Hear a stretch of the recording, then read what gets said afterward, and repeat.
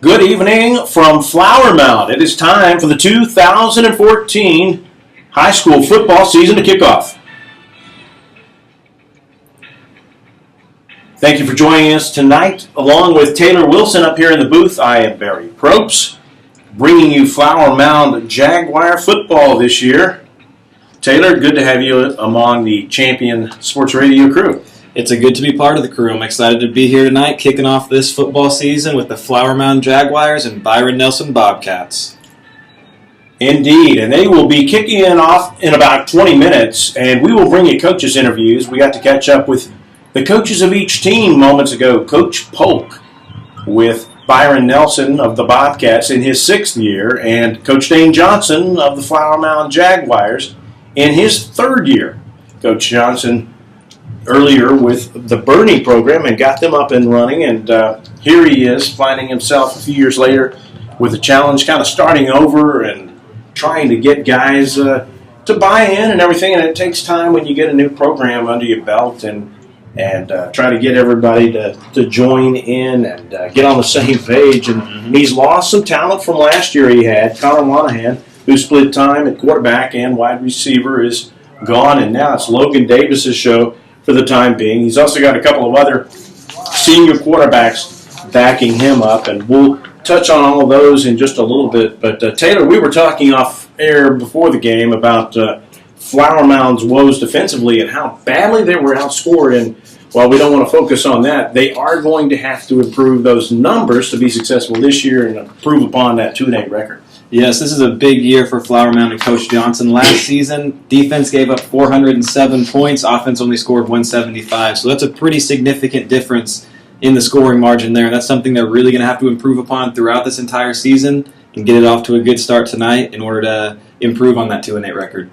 Not only is it the opener for Flower Mound tonight, who will be bringing you week to week on Champion Sports Radio, but it's also the opener for many teams, and there's a lot of good games on the docket. And if you're a high school football junkie like myself and you'd like to clone yourself and be at these other games if you could, one of them jumping right off the page to me is Allen and Denton Geyer being played up at North Texas's Apogee Stadium tonight. And Allen probably a favorite in that, maybe a hefty favorite in some people's eyes, but Denton Geyer no slouch. I think it ought to be a really good game. Yeah, that should really be a good game tonight. Another one that I had my eye on when I was looking at the schedule was Cedar Hill versus South Oak Cliff. I have a history with Dallas ISD, coached there for a few years, so I can appreciate some Dallas ISD football, and South Oak Cliff does it better than anybody else in that district. So that's going to be a great game tonight down there south of Dallas. Yeah, a lot of talent on both teams, and a lot of guys will be playing on Saturdays at Division I programs. South Oak Cliff has got a couple of Wisconsin commits already, and between Cedar Hill and they have some other guys that may be looking at LSU, and one that's committed to Texas, I believe, running back out of South Oak Cliff as well. So a lot of talent just out there on the field at once, which often is the case with some of the DISD teams, Skyline and DeSoto and Duncanville and Cedar Hill and Oak Cliff, South Oak Cliff tonight. Yeah, certainly. And I was real surprised when I saw 2 guys from South Oak Cliff committed to Wisconsin. Wonder how Coach Anderson got down here and convinced 2 guys from Dallas to go up to the cold weather up there in Wisconsin. It doesn't happen much. A few years ago, back before you got in this area, we had a couple of guys from Skyline kind of go hand in hand up to Minnesota. One of them transferred out, and I believe one of them is still up there. It does happen, and if they're guaranteed immediate playing time or the chance for immediate playing time, sometimes that carrot dangled is too much to resist. Certainly. We said a minute ago we'd be remiss if we didn't mention a lot of these other games, even though Flower Mound and Byron Nelson is our focal point. Another one tonight, Taylor, down in Waco. Baylor's new stadium, McLean Stadium, is actually getting christened tonight by Powerhouse Alito out of 4A. Well, was 4A, now 5A. They've moved up the chain and taking on Cedar Park out of suburban Austin. Yeah, and that's another great game on the docket, a little outside the Dallas area. Alito, of course, coming off of another state championship, so hoping to continue that dynasty they have going on there in Alito under a new head coach this season. Yes, indeed. Tim Buchanan stepped down last month just to be AD, and he handed off the reins to one of his assistants who'd been there 12 years. And as you know, Alito is a program with whom I'm very familiar. I called 60 games there in 4 years, once upon a time, including a state title back in 3A. So Alito has really risen up the ladder since then. You've also got Austin Westlake at South Lake Carroll. A few interesting notes about that, one mainly being Todd Dodge is now the coach at Westlake. And Todd Dodge got Carroll up and running years and years with all those state titles he had there. So he's probably not equipped with the same kind of personnel at Westlake that he had at Carroll.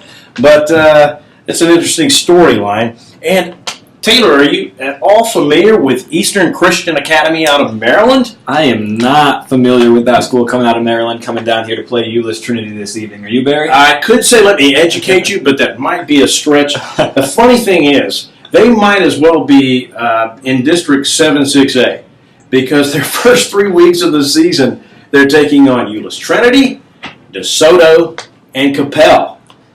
Maryland, you might as well just enroll in the HEB district, I think, Eastern Maryland. And this school is an academy that I think has somewhere in the neighborhood of 60 football players, if I'm not mistaken, 60 students, and maybe 45 football players. I'm not sure. It's pretty top-heavy toward the football team. And just, you talk about Division I talent all over the place. They've got guys committed to numbers of SEC and Big Ten schools, and maybe even a Big 12 school or two. But it would be interesting to see them in action and see some footage of them. I'm curious as to what they'll bring. I don't know what kind of coaching staff they have, but they're playing all over the country. I don't know who foots the bill for this thing. The Booster Club is just loaded. I have no idea. But they'll be all over the country and spend the first 3 weeks of their football season down here in North Texas. So, and Plano and John Tyler down in Tyler tonight. Another one. 20 years ago, Plano East took on John Tyler in one of the craziest high school football playoff games ever. John Tyler had a huge lead. Plano East they scored and started kicking off onside kicks. They'd recover, score. They'd kick another one, recover, score. They finally tied it up, 41, and decided to kick it deep. And the kickoff got run back for a touchdown.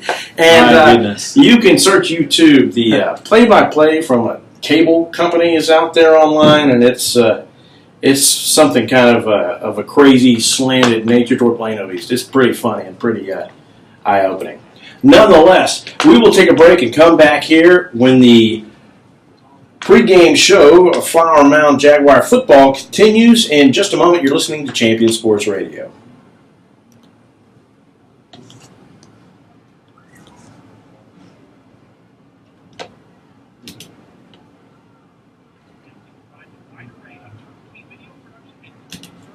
All right, I got some muted now. I was a little bit later with that one. So what's the time say on that? Where are we seeing the time at? Where's the time at? Where does it show up out on here? Oh, 9:08. Okay. Dog's book. Yeah, 9 minutes. Writer Gerald Early said that civilization 2,000 years from now, there will only be 3 things that Americans will be known for. Greater Dallas Youth Orchestra. Baseball and jazz music. GDYO's Jazz Institute provides young musicians in North Texas the opportunity to learn what it means to be a jazz musician through weekly technique classes and combo rehearsals with professional jazz musicians. From the first to the final round of applause, GDYO Jazz Institute concerts will amaze and delight both hardcore jazz cats and... That's interesting about that school from Maryland. Coming down here for 3... Do they just stay here for 3 weeks? I mean, do they flying back and that's forth? That's a good question. I'm not real sure. You got Whirly Ball. I'm not sure about that. That is incredible. And I didn't even know about them until about a month ago. My cynical buddy he's a good bit older than me and really follows high school football. Asked me if I heard of him, and he started describing them. And I was like, "That sounds like Dion's prime time." Yeah, he goes, yeah, sketchy's going on over just there. like that. Prime prep. Yeah, prime. I got a prime time prep over here. Point of origin. Point of origin. Yes, sir. We are at 10:30.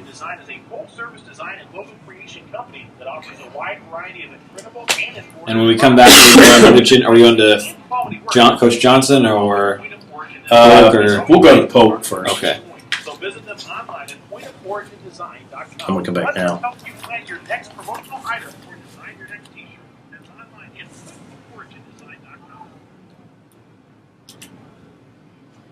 Back at the pregame show, Mound and Byron Nelson, the teams tonight squaring off. We got a chance to catch up with Coach James Polk of Byron Nelson just a little bit ago. And Coach Polk had some interesting things to say about his team this season and how they're kind of young. And anyhow, we'll see if we can. Barry Brooks down here on the field with Coach Polk for the game and the opener for both teams tonight for his Byron Nelson Bobcats. Coach, we talked a little bit on the phone yesterday, but is there any particular units, say linebackers, cornerbacks, that you've seen the most improvement in, maybe some summer and 2 days? Well, we probably have the most experience open up, and we haven't even talked about this thing with our kids, to be honest. Barry Brooks down on the field. There you go. Yeah, it's coming through now.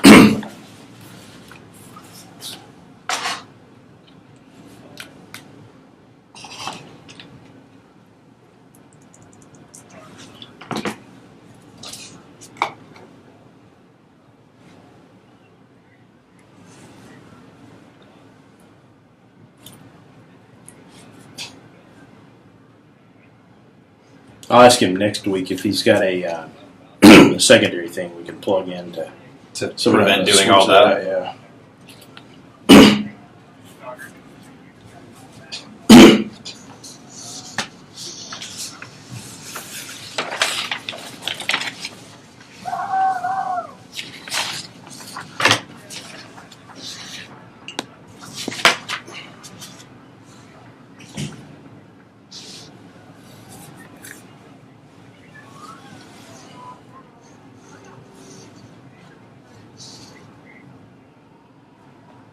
Yeah, this dumb case. I have to remember that next time. I got another case. I brought this case in because it can stand up, but. Mm-hmm.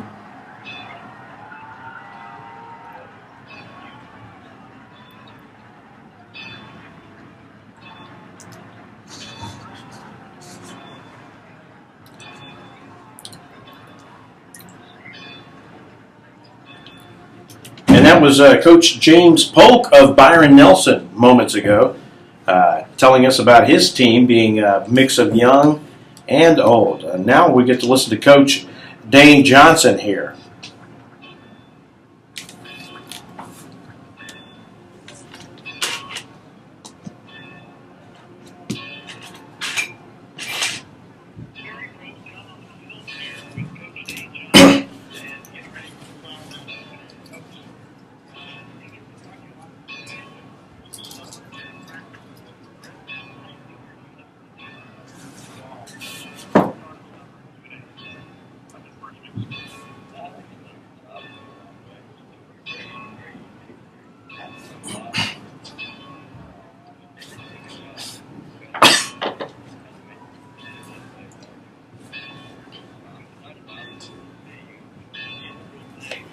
I wonder if we need to turn that volume down on that. Is this like on the computer? Yeah.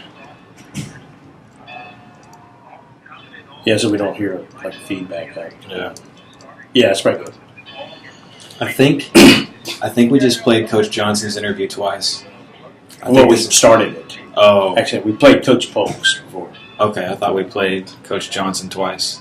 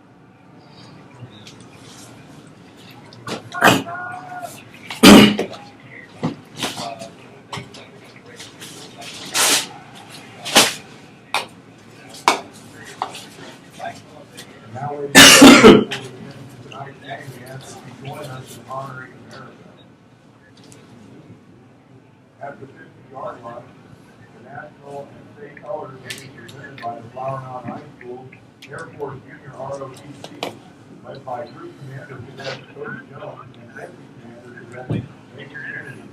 Carrying the U.S. flag is Cadet Madison Knight, carrying the Texas flag is Cadet That is Coach Dane Johnson of the Flower Mound Jaguars, head coach of the Flower Mound Jaguars. We will take a break and come back in a moment. You're listening to the pregame show of Flower Mound Jaguar football on Champion Sports Radio. Estimates that nearly 4 million brain injuries occur every year. Shock box. We're at Also estimate that 70% of concussions 1750 not for identified shock Okay. box. early can be Oh, okay, cool. devastating, especially if the athlete continues to play with symptoms. Catching hard hits fast is critical, and that's why you need the shock box helmet impact. That is a crazy product. I've never heard of it. I hadn't either until a few years ago when I started. Actually, first year I did it for football for him, he didn't have the shock box product. And then last year, aired it. The app also logs symptom and impact data for future medical use. Visit shockboxdfw.com for more about the Shockbox Impact Alert Sensor and determine if it is the right option for your child. Be warned, You can't pod down that crowd mic at all. It's either full blast or not on at all. yeah.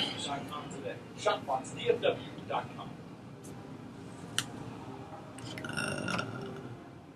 CSR code. Stay up on all the latest news about the teams you care about and know when your favorite games are on the air. The Champion Sports Radio social media. Either follow @Champion Sports on Twitter or like our Facebook page at facebook.com/Champion Sports Radio. You will know what time your games are. Who the state players will be. I'm going to let the national anthem play. That's on Twitter @Champion Sports and facebook.com/Champion Sports Radio. Your home for championship social media.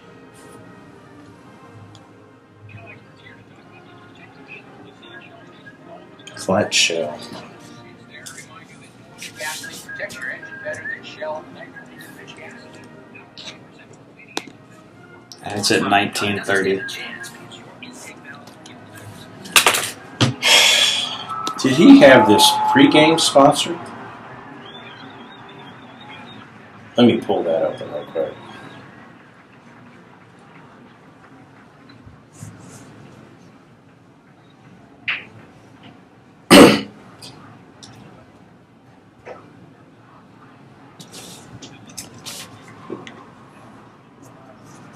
What's the time on the broadcast? It 19? is, yeah, 19? 20, exactly 20.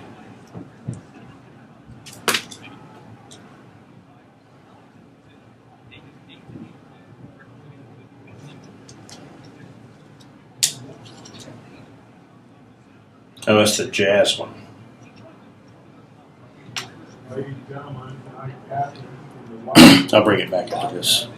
number 4, John Johnson, number 9, Courtney Miles, number 56, Kyle Griffith, and number 20, Alan Crawford. For your Jaguars, number 3, Clayton Johnson, number 51, Dane Marwood. Welcome back. 44, Welcome back to Neil Wilson Stadium here in Flower Mound, and the captain's out for the toss here. And Taylor will see who the captains are. We didn't really get the captain rundown for Flower Mound before the start of the game, but it looks like among Clayton Johnson, you've also got Dane Marwood, one of the linemen, as well as Ryan Daly, who's the Hound, fullback, running back hybrid.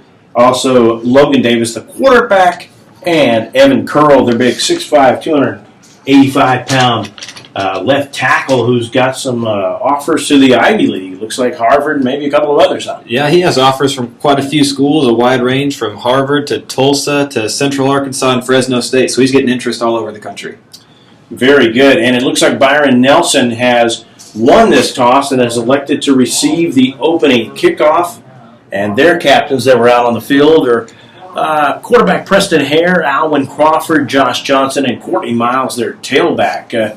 Flower Mound clad in all navy tonight. Navy helmets, navy pants, white numerals on the helmets, Flower Mound decal on the side, and Byron Nelson and the visiting white helmets, white pants, and white jerseys with some blue trim on the shoulder. So Flower Mound will kick it off to Byron Nelson here to start the quarter. Didn't get to touch on this too much, but talked to Coach Gillum moments before the game started, and we got a couple of guys that are out hurt. Robert Paralatici not going to play tonight, the offensive lineman senior, and Riley McCoskey it seems to be a little shaken up too, and he probably will be held out of tonight's game. Flower Mound, Champion Sports Radio would like to thank Whirly Ball with 2 locations to serve you. And Plano and Hearst leagues are forming right now, so visit them online at whirlyball.info. Jaguar Football also sponsored by In Command Broadcasting, a sports TV broadcasting and marketing company. Call 972-851-7888 or online at incommandbroadcasting.com. And the team's taking the field, and the gentleman that's going to be handling the kickoff duties for Flower Mound tonight looks like it's going to be Josh Grant, the sophomore, rather than Richard Kelly, if I'm reading the numbers correctly down there. He's got kickers that he can alternate, and that is Josh Grant out there, Barry. They're handling kickoff duties, number 36. Josh Grant will handle at least the long kicking duties, and back to receive for Byron Nelson are. Well, it's going to be a short kick fielded at the 23 and coming to the 30-yard line with the ball for the Bobcats. I believe it was number 15, if I can get the... That's Chase Flickinger. Chase Flickinger with a return there, and Byron Nelson with the pretty good field position to start the game at their own 30-yard line. And back deep to receive also was Alan Crawford and Brian Seamster, a junior return specialist and defensive back. Now, Flower Mound normally plays a 3-4, and we'll get the starting lineups for you here across the front. At left end is Aaron Nachis, and Daryl Rutherford, the sophomore nose tackle, and Hayden Brewer, the junior, at defensive end on the right side. And they give to Courtney Miles around the left side on first down, running to the far side and shoved way out of bounds as he crosses the 35 to the 36, a gain of 6. And it will be 2nd and 4. Good running by Courtney Miles. And Byron Nelson with some big guys across the front up there, along with starting quarterback Preston Hare. Courtney Miles, a 5'11", 195-pound junior running back. You've got Gage Vines, the tight end, 6'1", 210. And the tackles are monstrous. Trooper. Oh, that is a big hit. 260, and a hit that jars the ball loose on an incomplete pass. Actually, that one knocked away. They're going to rule it. I thought I saw an incomplete signal. I do believe they are ruling that an incomplete pass, but that was a big hit there by Clayton Johnson coming up and reading that play right away and laying a big hit on the receiver. That's great defense there from the corner. Intended for Flickinger, so it brings up 3rd and 4. 3 receivers set to the right, 1 to the far side on the left. 1 back set, that's Courtney Miles, shotgun. And Hare looks right, throws, caught immediately, and dropped immediately at the 35-yard line, making the big hit there for the Flower Mound Jaguars was their defensive back, Chandler Clatterbaugh. Yeah. Looks like that was Chandler Clatterbaugh coming up and make the play. It looked like Byron Nelson there ran the same play back-to-back. First it was stuffed by Clayton Johnson, and then Clatterbaugh came up with the hit there. So that's a great start for the Flower Mound defense. And that caught by Brandon Bowen, who's a big target at 6'5", 220, but he was dumped immediately by Clatterbaugh. Good open field short tackle. And now back to punt is Byron Nelson, and a fair catch called for and made at the 33-yard line. That one made by Clayton Johnson, the senior defensive back. And so Flower Mound on their first possession will have good field position here to start at just a minute and change into the game. 10:57 to play in the opening quarter, and Byron Nelson has already burned through a possession. A very quick 3 and out. And Flower Mound's Logan Davis has his team to the line quickly. A wing on the right side and trips to the right of him. And Hare's scampering out right, looking to throw, and biding time, and still on his feet. He's going to be dragged out of bounds on the far side over there by Byron Nelson's Nico Mesha, the 6'1", 190-pound senior defensive player, a linebacker over there. And Byron Nelson also runs a 3-4-D. Pretty athletic team, a pretty big team.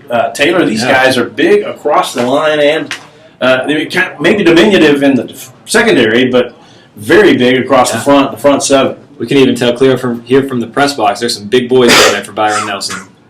Here in the shotgun, he fakes the handoff and keeps and trying to wrestle for room to the right side, but he's going to be slung down as he crosses the 30. Might have lost a yard or a yard and a half. And over there to make the stop for Flower Mound, looked like it was John Den, their speedy outside linebacker.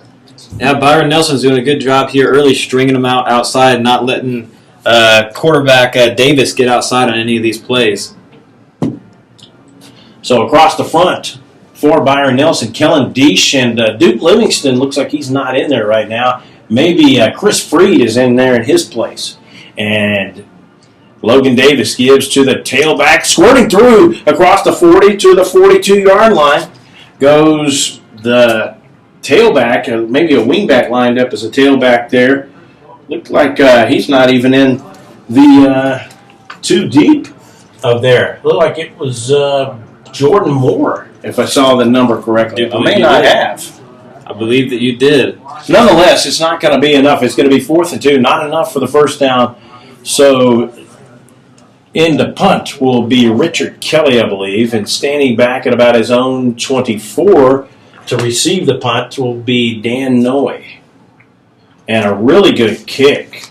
And it takes a great Flower Mound bounce, fielded on the hop at the 17, coming near side, but slowing down at about the 20-yard line is not Dan Noy, rather, but Josh Johnson, the senior defensive back. So Flower Mound taking over a possession, too. These are very quick possessions, Taylor. Both teams keeping it on the ground, but not using much time in between the possessions. Yeah, both defenses coming out strong, forcing 3-and-outs right away. Byron Nelson coming out, seeing if they can get something started here on their second offensive possession of the game.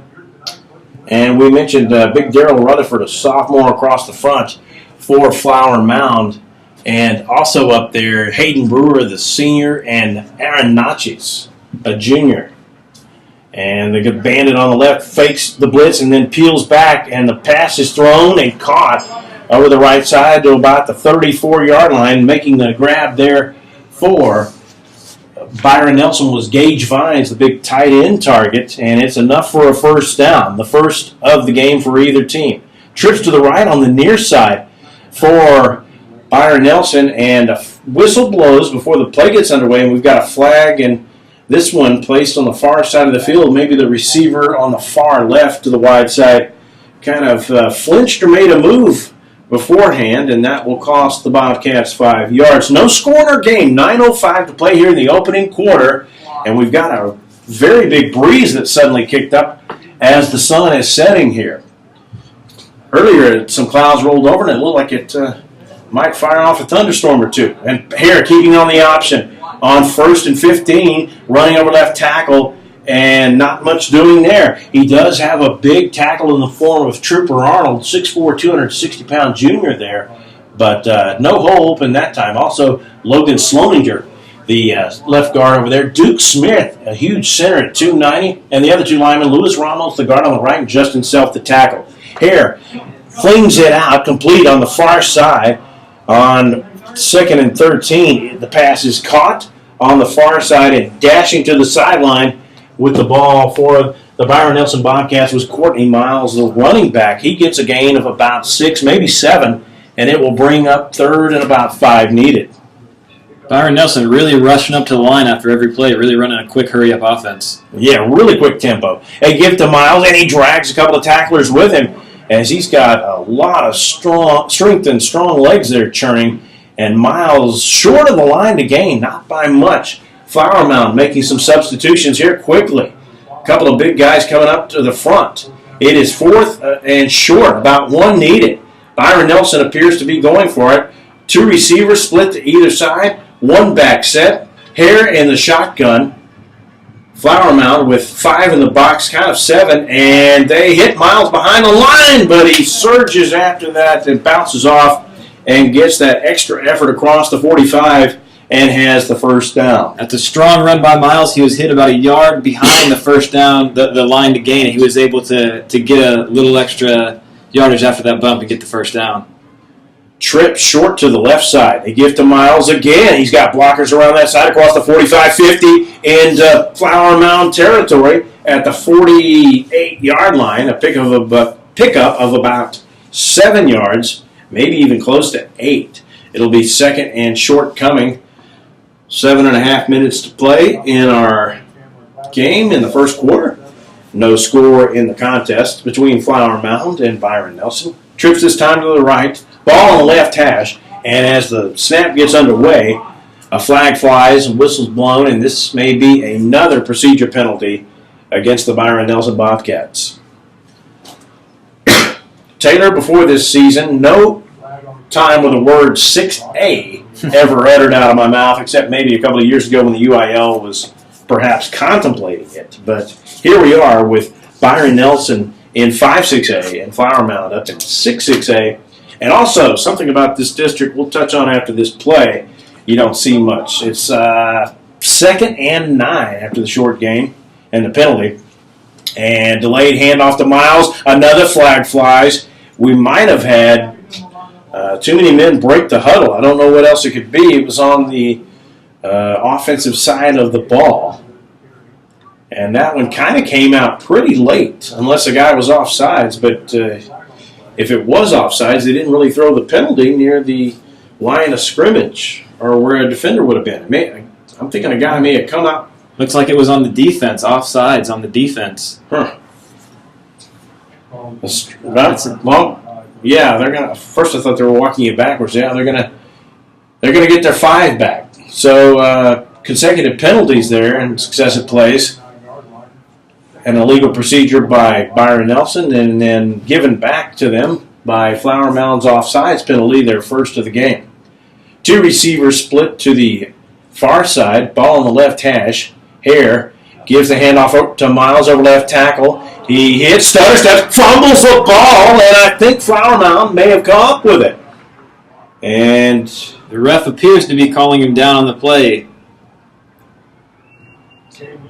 It looked like the FAR official on the side judge ruled Flower Mound's ball, but they're going to give it to him. Yeah, Byron Nelson rushes up to the line right after the potential fumble. And they hand off to Miles again and quickly, and he races around the left side for another first down. He's getting a lot of great downfield blocking right on the left side of his line to open up big holes, and that's very close to a first down, so much so that they are going to call timeout for a measurement here. What I was going to say about this district is you don't often see 9-team districts, Taylor. This is one of the only non-district shots Flower Mound will get. Mm-hmm. Yeah, some teams knock up 4 or 5 tomato cans and get them out of the way and then have a cushy, great, beautiful record, and then the teeth of district starts. Flower Mound has got a pretty good opponent in Byron Nelson. It was a playoff team from last year with 8 wins. And then Keller next week will be at Keller, and we'll give you details about them later. They played last night and lost to Midland Lee. That was a strange matchup, to me anyway, that Midland Lee was coming down here playing this early in the season. And usually they kind of stick out west, or if they'll play an Abilene school or maybe somebody other than a Keller, a little bit more profile team than that. As we see at this measurement, it looks like I think they're going to keep it second down. It's going to be, they're not going to move the sticks yet. It's second and about probably 5 or 6 inches. And so far we have seen a steady dose of Courtney Miles getting the ball. Not much throwing in this one. Here in the shotgun, and he is going to throw this time. He's got a free down to burn. He gets some pressure from the left side. There's a flag down, and this may be a holding call. Hare scrambles for the first down, but I think they're going to get call for holding in the backfield. Face mask even. This may be a 15-yard penalty rather than a 10. I thought this was going to be a 10-yard penalty from the line of the foul back there, but that official showed that a hand went to the face, and that may be 15 yards rather than 10. And Byron Nelson moving the ball real well on this drive, but keep handicapping themselves. That's their third penalty on this drive. Yeah, and the play call I thought was great there by James Polk's group. Second and inches, and you go deep tentatively, and you scramble out, but then you get a holding call, and that wipes that out. So big break for Flower Mound there. Pressure here as he dumps off the screen pass to Miles at the 48, racing down the sideline to the 45-40. Now down the numbers out into the 30, 20, gets a block, 10-5, touchdown, Courtney Miles. And he goes 45 yards on the catch and run. Most of that done by himself. Terrific play drawn up by the Byron Nelson staff there and the offensive coordinator on that little screen because he had some guys giving pressure from the edge. And there was some great downfield blocking on that play. Big Duke Smith was down the field blocking, getting a hat on somebody, able to spring that run for a 45-yard touchdown. That was very impressive downfield blocking by those big men up front there for Byron Nelson. So the extra point attempt to come here by Byron Nelson. The deep snapper is Justin Self, and Mason Schenk, the place kicker, puts it through, and it's a 7-0 lead. We have a flag down, but it's offside on Flower Mound. That will be declined, and the extra point is good, and Byron Nelson will set to kick off in a moment, leading 7-0 at the 6:08 mark. You're listening to Champion Sports Radio's presentation of Flower Mound Jaguar football.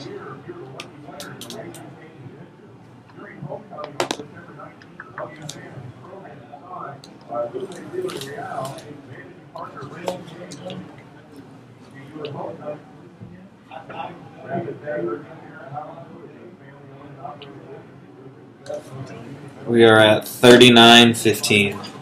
All right. This is whirly ball. 39 minutes? 39 minutes.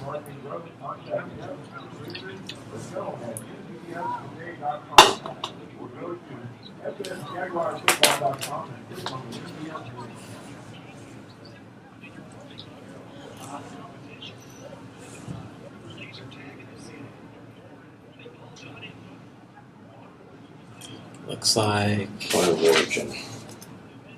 point of origin, and we are at 39-50. Okay.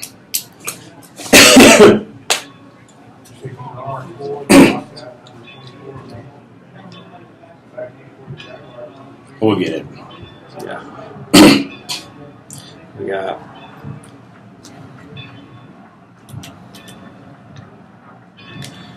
Mason Shank set to kick it off to the Flower Mound Jaguars. Back to receive deep.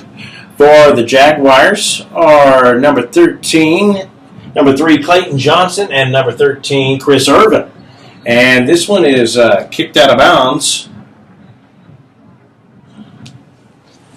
And so Flower Mound, no return. They'll have pretty good field position here. Should, anyway. After we see where this one is set up at the 35-yard line, this is where they're going to mark it right there by virtue of it being kicked out of bounds. 6:05 to play in the opening quarter. The Byron Nelson Bobcats with a pretty good little drive that time. The 45-yard touchdown pass to take a 7-0 lead. And they give to the Hound back, and not Ryan Daly, but one of the backup Hounds carrying the ball there for the Jaguars. Big Chase Lemke, a sophomore, who's also an offensive lineman. He's a backup lineman, and he takes that gain for about 8 yards. Lemke going to get worked again and going to work the linebacker Kellen Deesh there on that play, the defensive end rather, Deesh, and Deesh tackles him after a modest 2.5-yard gain, but it's enough to move the sticks for the Jaguars. Their first down of the game. And Lemke back there has a strong running style. He gets the ball, he's looking to hit somebody. He's not looking to avoid anybody. Now he's lined up as a wingback, but behind a tight end. And Logan Davis telling him to get in the tight end spot behind the tackle to make him eligible. In the shotgun, Davis looks left, throws, caught immediately at the 49-yard line in Byron Nelson territory. Byron Nelson out of Trophy Club, incidentally. And in case you're wondering and didn't know, Aaron Epping on that catch there. Good little quick hitter of a gain of about 4. It'll be 2nd and 6 right at the midfield stripe. Flower Mound moving from our right to left here to start the opening quarter. And all Navy. Ball on the left hash, 2 receivers split to the right, 1 in the slot. Now man goes in motion, and he takes the speed sweep. And coming around the right side looking for room there, he doesn't have any. And a flag flies, and we're going to get a hold on Flower Mound that's going to mark this back. And I'm sure that Byron Nelson would like to take it.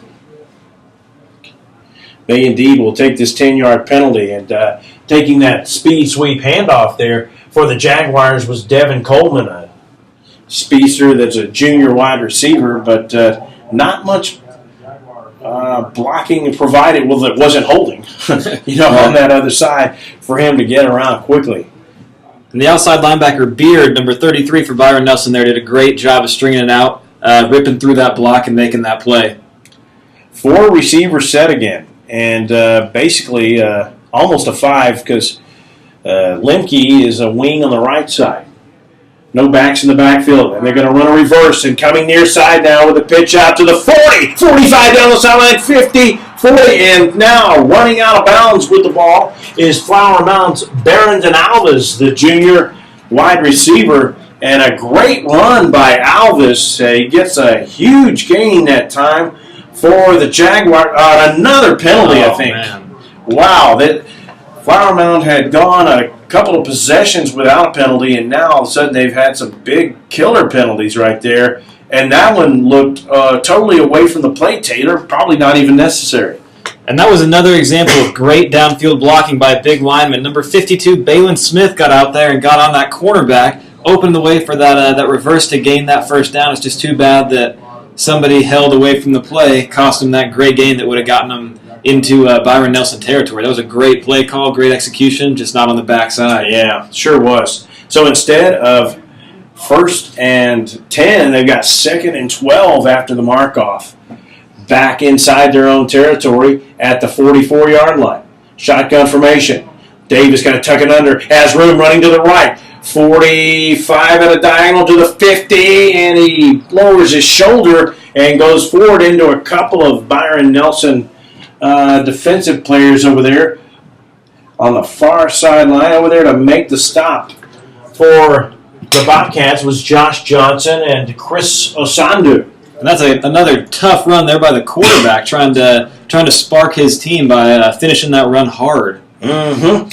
Trips to the left side this time, 1 receiver to the right, and Nelson flinching. Look like they're going to try to feign blitz. And one of the defenders got up offside in the face of a receiver and then backed up. Long snap count. Play clock down to 2. And they just do get it off. Davis looks right, throws, quick hitter, caught at the 45, coming to the 42, the 40. And with the first down is Flower Mound's Barrington Alves up. No, check that out. Beg your pardon. That's Colton Wilson on the reception over there. And he's got the Jaguars the first down. So that's perseverance. And that class acronym we talked about, sacrifice and leadership and attitude, those things played a big part in that little conversion of that series. This time Ryan Daly is in as a hound, a wing on the left side, and Davis in the shotgun looks, throws, caught by Clayton Johnson at the 37-yard line, making his way to the middle of the field to the 35-yard line. So a good little set of dink and dunk passes here by Flower Mound to speed up the tempo and really kind of control the game right now. And that's just a nice little smash route run there by Clayton Johnson. Just settling in there between the linebacker and the defensive back, finding a hole, getting a nice 5-yard gain. Easy completion for Flower Mound as they continue to move down the field. Johnson, Clatterbaugh, and Wilson are receivers in there, and we've got another flag in the backfield as Davis takes it out of the shotgun, and that was a designed quarterback keeper, but we are going to have another penalty on Flower Mound, and that may be about the fourth of this possession. That is the fourth of this possession. I think the snap may have come a little early there. They had still a few guys in motion when that ball was snapped. So and maybe even the quarterback. Yeah, the quarterback didn't look ready for it. Davis looked a little surprised when it hit him in the chest. Well, I think he was kind of running because he was expecting the ball to be snapped, and he didn't wait for the snap, but he just took off kind of on the count, started running, and then I think they may have signaled him as the culprit on the penalty there. So nonetheless, 2nd and 10 after the mark-off. 4 receiver set again. Davis looks left, throws, caught on a deep slant pass, and making the grab there for the Jaguars was Freddie Jackson, the junior wide receiver, and he's got a Jaguar first down. So, this is a quintessential lesson in perseverance, Taylor, the way that you keep getting penalized and overcoming it. Yes, sir. That is something to see. Yes, sir. This shows that Coach Johnson, his mantra, his class mantra he mentioned, it really seems to be showing with these players on this possession right here. Colton Wilson in as a receiver on the right, and 2 others over there, and Davis going deep for one. It's caught, touchdown, Andrew Bullard in the back of the end zone. What a fantastic grab by Clatterball. Chandler Clatterball, rather. Not Andrew Bullard on that great catch. That was a great play call and sell job by Logan Davis to suck the defender in, pump fake a little bit, and Clatterball got way behind the defense. And that was just a great play design with the outside receiver coming in, running that little smash route, the little slant, sucked the safety up. The corner went with him too. Didn't leave anybody for that slot receiver, Clatterball, as he ran the corner and ran to the corner of the end zone. Nobody was there. That's a great play design there by Coach Johnson and Flower Mound, and great execution by Davis and Clatterball. And that was Richard Kelly with the extra point rather than Josh Grant, this other sophomore place kicker. Our new score is 7 apiece. Flower Mound and Byron Nelson. We'll take a break and come back in a moment with more Jaguar football on Champion Sports Radio. And now your Jaguars. Was that a 29-yard? Yeah, I got the stats up. That was, as soon as this refreshes, we'll have it. That was a safety just came up on that outside receiver running in and bit too hard. Just too late. Okay, Logan Davis 27 yards. 27 yards. Logan Davis and Clatterball. So right now we have Byron Nelson has 107 total yards. Flower Mound has 98 total yards. Wow, pretty good for one quarter. Yeah, pretty even. Penalties. Pretty even. Seems like there have been more penalties than that. I feel like that's not right. It says 3 apiece. Oh, this is a point of origin, and our time is 49 minutes for point of origin.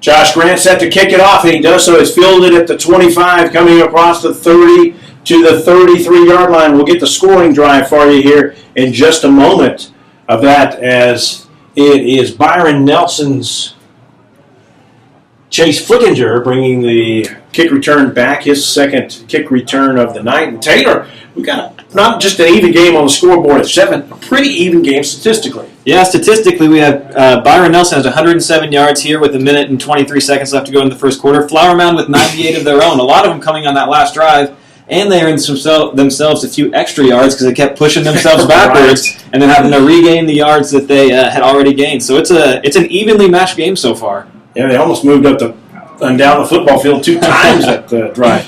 They give it to Courtney Miles, the tailback, and this time he is bottled up. He's got a number of Navy shirts all over him, including looked like big Matthew Johnstone into the game there on that position. They substituted out some guys, and Duke Carrillo, a sophomore, came in there on the front line a little bit ago too. Quick toss left side from Preston Hare to his receiver on the far side, Flickinger, and that's good for a gain of about 3, but it'll bring up 3rd and 4. So a short run by Courtney Miles and a short little toss from Hare to Flickinger, And you've got a 3rd and 4 situation here as we're nearing a half minute to play in the opening quarter.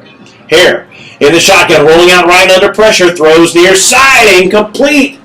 The ball kind of bounced out of the midst of Flickinger, who it was a little bit short of him, and he had to come back for it and try to catch it on his knees. Couldn't quite pull it in. So 31 seconds to play, and a 3-and-out by Flower Mound, and one we hadn't seen in a few possessions. Yeah, that was similar to their first possession. That was a very quick 3-and-out. Not very much time at all ran off the clock. Just about a little less than a minute ran off the clock in that 3-and-out. So that Flower Mound's getting the ball back here pretty fast. Kind of strange too, because a running play that stayed in bounds and a passing play that stayed in bounds.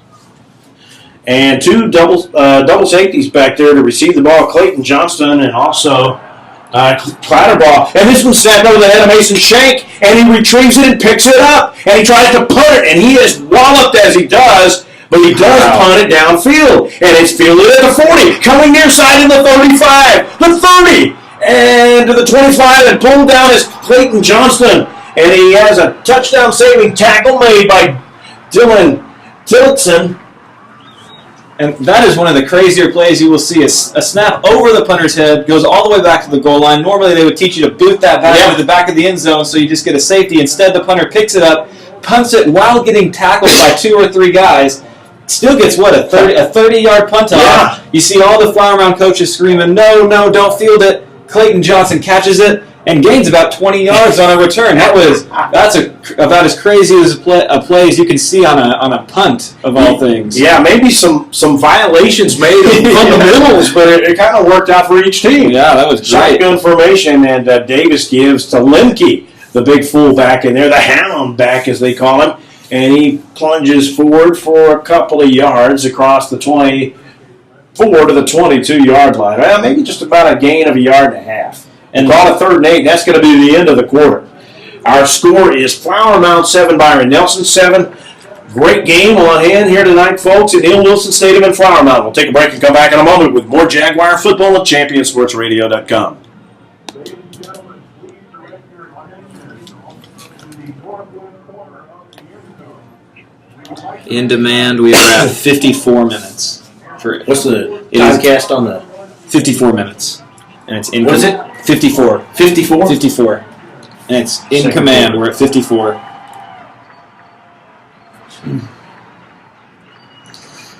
This Lemke guy's gotten the ball 4 or 5 times, and he's 4th on this depth chart. He's listed as an offensive and defensive lineman on on the roster. It's just bumper music, so we'll bring it back. Getting set to start the second quarter of play. What would you say? I'd say we got a good game on hand here. Flower Mound and Byron Nelson, and Flower Mound looking to try to go up after a crazy special teams play there by both teams. Our score tied at 7 here as we start quarter number 2. Barry Probst and Taylor Wilson up here in the booth with you, and it doesn't look like Byron Nelson brought a ton of fans tonight. Flower Mound, on the other hand, despite some of their record woes, a great baseball team. They won the state title in baseball. They do travel very well. They have a great contingent of fans that will go with them next week to Keller, and then we'll be on the road again in a couple of weeks after that to Plano to take on Plano East. Yeah, there's some passionate fans here. We got a full house, and they're eager to see a good product, and they've seen one so far tonight. Indeed. Davis in the shotgun, and he gives to Lemke. And Lemke gets flipped end over end as he goes over left tackle. Over there to put a hit on him was John Dinn, the outside linebacker, and he had some help over there. But Lemke does pull it forward for a gain of about 2, maybe 3. It looks like it'll be about 3rd and 6. Scoreboard shows 7, but my eyeballs with these glasses show 6. Shotgun formation. Davis gonna give to Lemke again. Over left tackle. Not much doing there. A good bit of penetration there, provided by Akil Beard, the 6'2", 225-pound linebacker. We said Byron Nelson's got some size at the linebacker spot. Did he ever? Nico Mesha runs 6'1", 190, and Akil Beard 6'2", 2.25. John Dinn and Joel Kabongo, a little bit smaller, but more athletic and quick. In the 180 to 190-pound range. And Flower Mound is letting this clock run down on the play clock. It's under 15. New rule on the play clock, too, we'll tell you about in a minute here this year. No backs with Logan Davis. He's got time. Now he's flushed out of the pocket, rolling right. He's going to lob it to a safety valve. Incomplete. Intended for Ryan Daly, who was floating out there at about the 18-yard line, but just over his outstretched hand, he couldn't quite pull it in. It brings up 4th and 5, and will we see a field goal attempt? And if we do, who might we see trying this? Or no, they turned it over. That was 4th and 5 there, and Davis did a great job escaping the pressure, and we had Daly out there on the flat trying to wave his arms, get open. Both did a great job, gave good effort, just couldn't complete the pass, so that's a tough break there for Flower Mound as Byron Nelson takes over. And Coach Johnson probably thought Richard Kelly and Josh Grant may have been a little bit out of their range to try a field goal from that spot. 10:45 to play in quarter number 2. And it's Preston Hare giving the ball to Courtney Miles. Big hole over left side across the 25, 30, 35. But did I see a flag come down again? Yes, I did. And flag football continues here. And actually, this is strange. Offsides signaled against Byron Nelson. I mean, that flag came in very late, and offsides against Byron Nelson was the preliminary indication, so somebody must have had a helmet hanging over the line of scrimmage is all I can think. That's a very late flag for that to come out where you normally see something around where holding is called. Right, and that's another tough penalty because that's another great productive play by Byron Nelson with more great blocking on the outside. I saw Gage Vines there as a former wide receiver coach. I really appreciate it when I see these big wide receivers out there blocking on the outside. He's throwing a great blocks, but unfortunately, again, they're pulled back by another penalty. Tyler Garcia and Brandon Bowen, the wideouts, lined up to the wide side of either side, and they give it to Courtney Miles. He slips out of one tackle across the 15 to the 20 to the 24-yard line goes Miles. They had him bottled up back there for a moment, but they couldn't keep him hemmed in back there, and he skirts forward through for a nice gain of about 9 yards, and will be 2nd and 5. 10 yards, call it. 2nd and 5 after that carry by Courtney Miles. Flower Mound with 7 in the box. And there's pressure coming up the middle, and Davis escapes it, rolls out right. He's got a linebacker bearing down on him and catching up with him and tripping him up. Over there on the far side was Tyson Spencer, the senior linebacker, who just did get a shoelace grab by his fingers to trip him up and pull him down, and it will bring up 3rd and about 2 to 2.5 yards needed. Short amount needed here for Byron Nelson. Flower Mound this time with 4 down linemen, 3 linebackers. Will they blitz? Hare in the shotgun throws it out right to Miles. It's caught at the 28, going to the 30, 35, 40. Big running room down the sideline to the 50, end up Jaguar territory, and then he's chased out of bounds by Blake Winters, the senior defensive back, but not before Flower Mound gets a huge gain there on 3rd and 2, a gain of about 31 yards. And that was just a simple play call. They just had Miles go out on the flat, flicked it to him while he was still in the backfield. He made a couple of people miss. 30 yards later, they're in Flower Mound territory. Shotgun again, and they give it to Miles conventionally up the middle, and he is stonewalled and pushed backward this time. And he's pushed backward by a couple of big Jaguars there to meet him, including Austin McKee and Grayson Hoagland.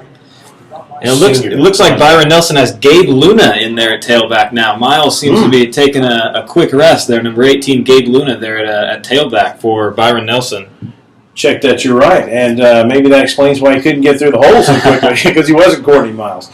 Davis, Hare under pressure, rolling out left, and he throws it away this time outside of the tackle box, so no flag called. Now, we want to point out a new rule this year on the play clock. Normally, the officials used to set it, and once they set it, a 25-second play clock got underway. Now, as soon as the play is completed, a 40-second clock, like college or pro, kicks in and goes right away. The official doesn't set it up for play. Hare in the shotgun. Has time looking. And now the pocket breaks down. He rolls out right, squares up, throws downfield, and it is caught. No, incomplete. The coach on the far side of the field for Byron Nelson was petitioning that he caught it. And the official right behind him, who could not see the receiver, whether he had pulled it in or not, signaled incomplete. And these last few plays have been great by the Flower Mound defensive backfield. His hair has been scrambling around for 7 and 8 seconds back there and still not completing any passes. Had a throwaway on the last one and then had a pass there on the sideline that the receiver couldn't bring in. So this has been great coverage by those Flower Mound DBs. Yeah, they may not be getting a coverage sack, but it's kind of equivalent to that. Mm-hmm. So 4th and 9, and the punter comes in and a head high snap again to Mason Shank. And Shank kicks it straight up in the air, and it's going to take a Jaguar bounce. And getting out of the way was Austin McKee on special teams, and someone had to yell fire out there so he could get out of the way, because you don't want to fool around and get hit by one of these things, and that almost happened to him. And that was another high snap coming after the punt that the snap that almost went into the end zone. Punter there had to jump for it. Flower Mound didn't rush him, so he still had time to get it off. But that high snap has got to be a concern for those Byron Nelson coaches. It sure does. Ryan Daly now in as the Hound, and like we said, that's a combination of a fullback, wingback. This time he is lying on the wing on the right side. Trips to the left. Davis in the shotgun, throws over the middle, caught immediately at the 28-yard line, and pulling a tackler with him to about the 30-yard line was Flower Mound's, Brandon Welch that time, his first catch of the night, and we hadn't called his name before now. And Flower Mound is really having some success on these last few drives with those find routes there in the center of the field. Guys just running slants, but then sitting down between defenders.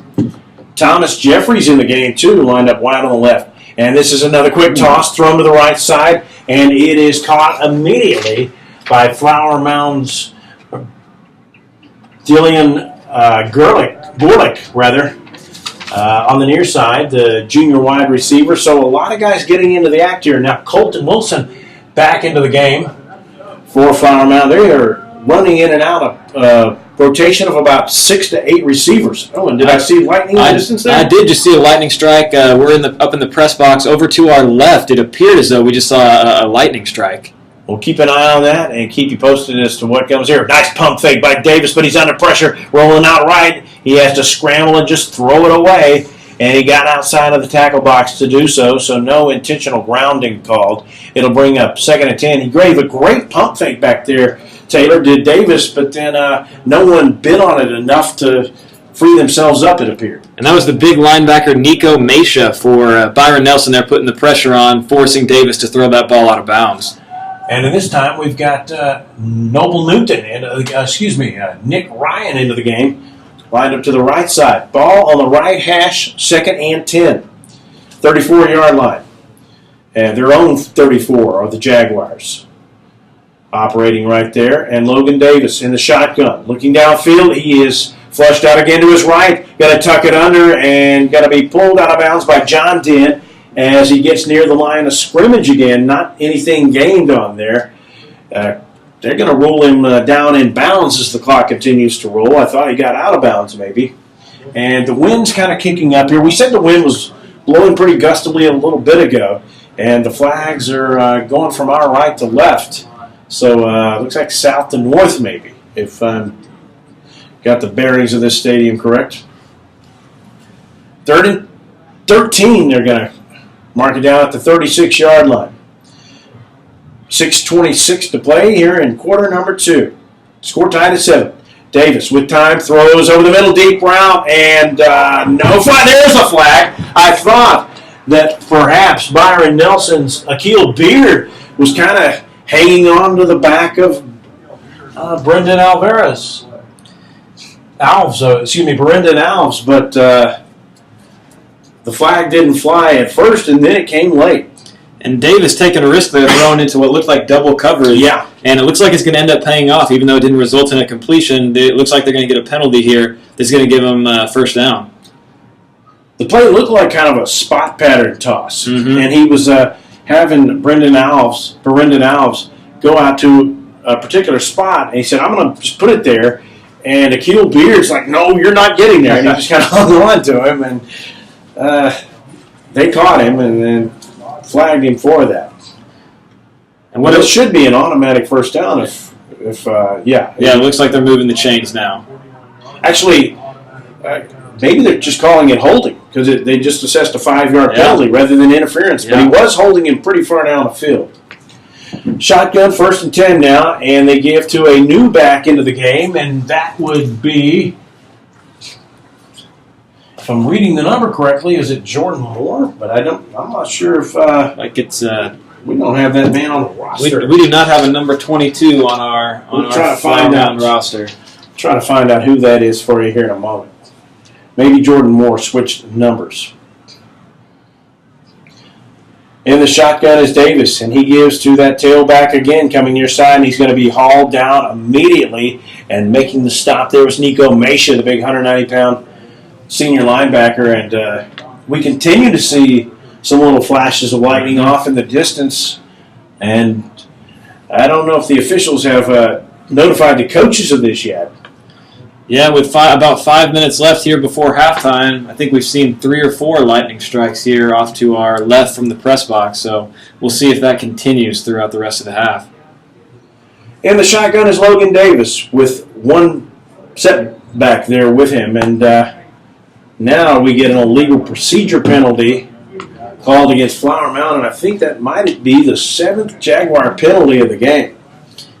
And it looks like Flower Mound's actually putting in a new offensive lineman here after that penalty. It looks like they're putting in Nolan McDaniel, number 71, just trotted out onto the field after that penalty was assessed. Also got another couple of changes coming out. Is either Jordan Moore or whichever back that was is coming out, and Dylan Tillotson and Freddie Jackson are coming on this play. And Flower Mound is going to take a timeout right here. 4:40 to play, and our score tied at 7 in a pretty exciting game. We'll take a break and come back in a moment. You're listening to Flower Mound Jaguar Football on Champion Sports Radio.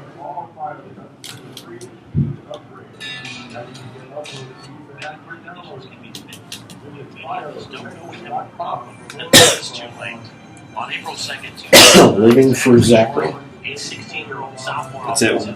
If we're writing this one down, Living for Zachary is at 1:09, 1 hour, 9 minutes. So I'm wondering, because there's a 23, which is Justin Moore, right? It's on the sideline, not in pads. Oh, really? Right here on our left. Yeah, I see that now. So I don't know. Justin Moore or Jordan Moore? Whoever 23 is. What is it? Jordan Moore, sorry. Jordan Moore. I mean, I don't know if that's him or if he switched jerseys with someone for someone, but there is a 23, but he's not playing. And he said Chris Boban was hurt. I don't know. Maybe this is Sam Williams. We'll get back to it.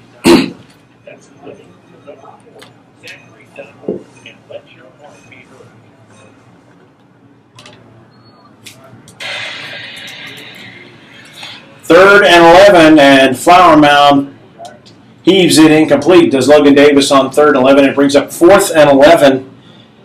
And Flower Mound will have to punt it away. They had wholesale changes come in to the game for that play.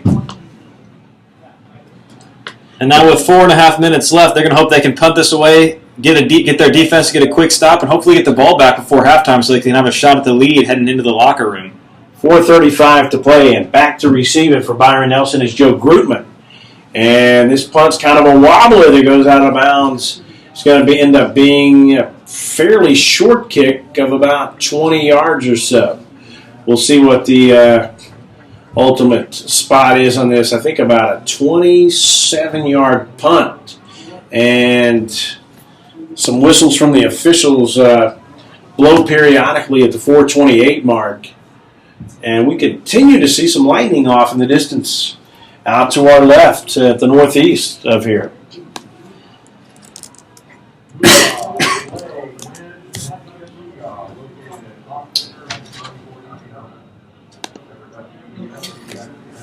Flower Mound would like to. Flower Mound Jaguars on Champion Sports Radio. I want to remind you is being brought to you by Point of Origin, a full-service design and logo creation company that offers a wide variety of imprintable and embroidered products online at pointoforigindesign.com. as Byron Nelson on 1st and 10 throws it incomplete to the far side. We'll bring up 2nd and 10. 4:24 to play here in our contest with the score knotted at 7. Byron Nelson with the ball at their own 36-yard line on the left hash. One back set as they run a spread offense here. 2 receivers split to either side. And they give it to Courtney Miles over left tackle. Big hole to the 40. 45 Miles with a good burst of speed all the way to the 48-yard line.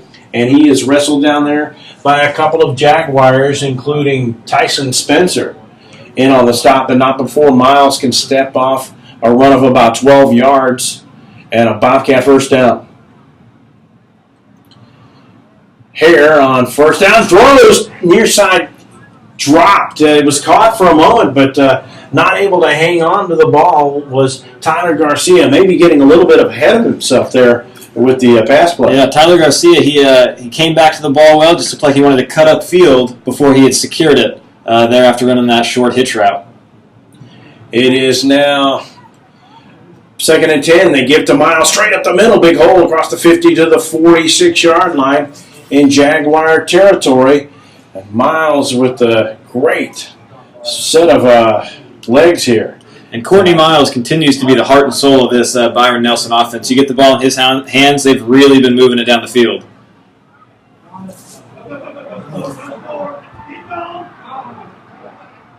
Big play down the side to about the 20-yard line, inside the 20.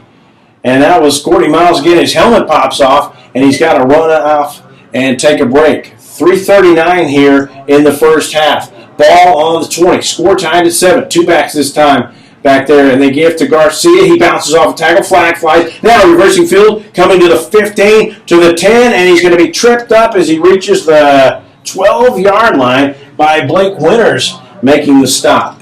And that's Gabe Luna coming in and giving a breath to Courtney Miles. Courtney Miles carrying a lot of this offense tonight. But Gabe Luna showed some shiftiness and some speed there on that play to get to the outside. But unfortunately, another penalty here for Byron Nelson is going to back them up to beyond the 30-yard line. This one's really going to back them up here. All the way back to the 35, Byron Nelson gets backed up there with that penalty. So a huge, huge penalty there against the Bobcats, and that will take them out of what was about to be serious scoring range.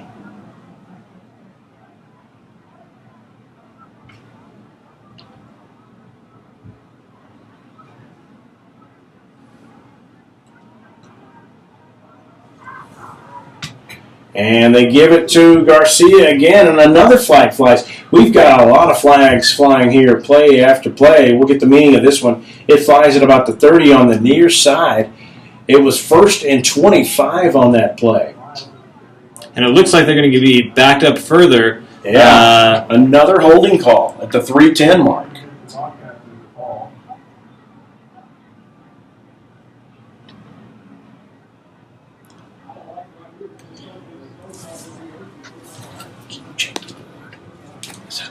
Does that look right? I mean, is it?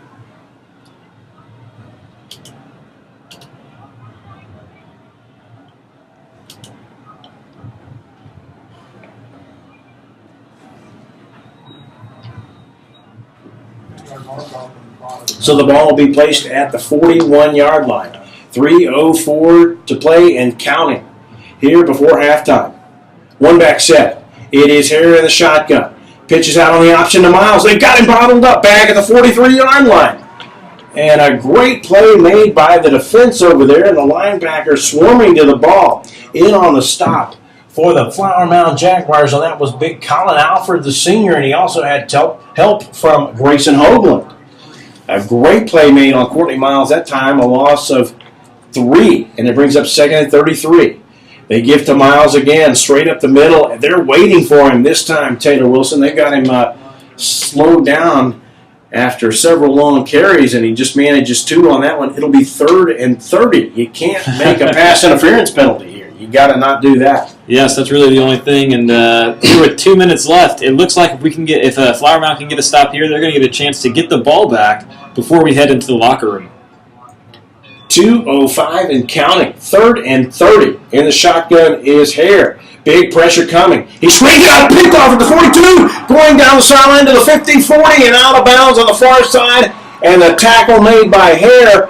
The linebacker, was it? No, check that on the pick. It was maybe Jordan Moore. It was, I think we've got a star, maybe not on the, It looks like it was Tyson Spencer, number 32. Yeah.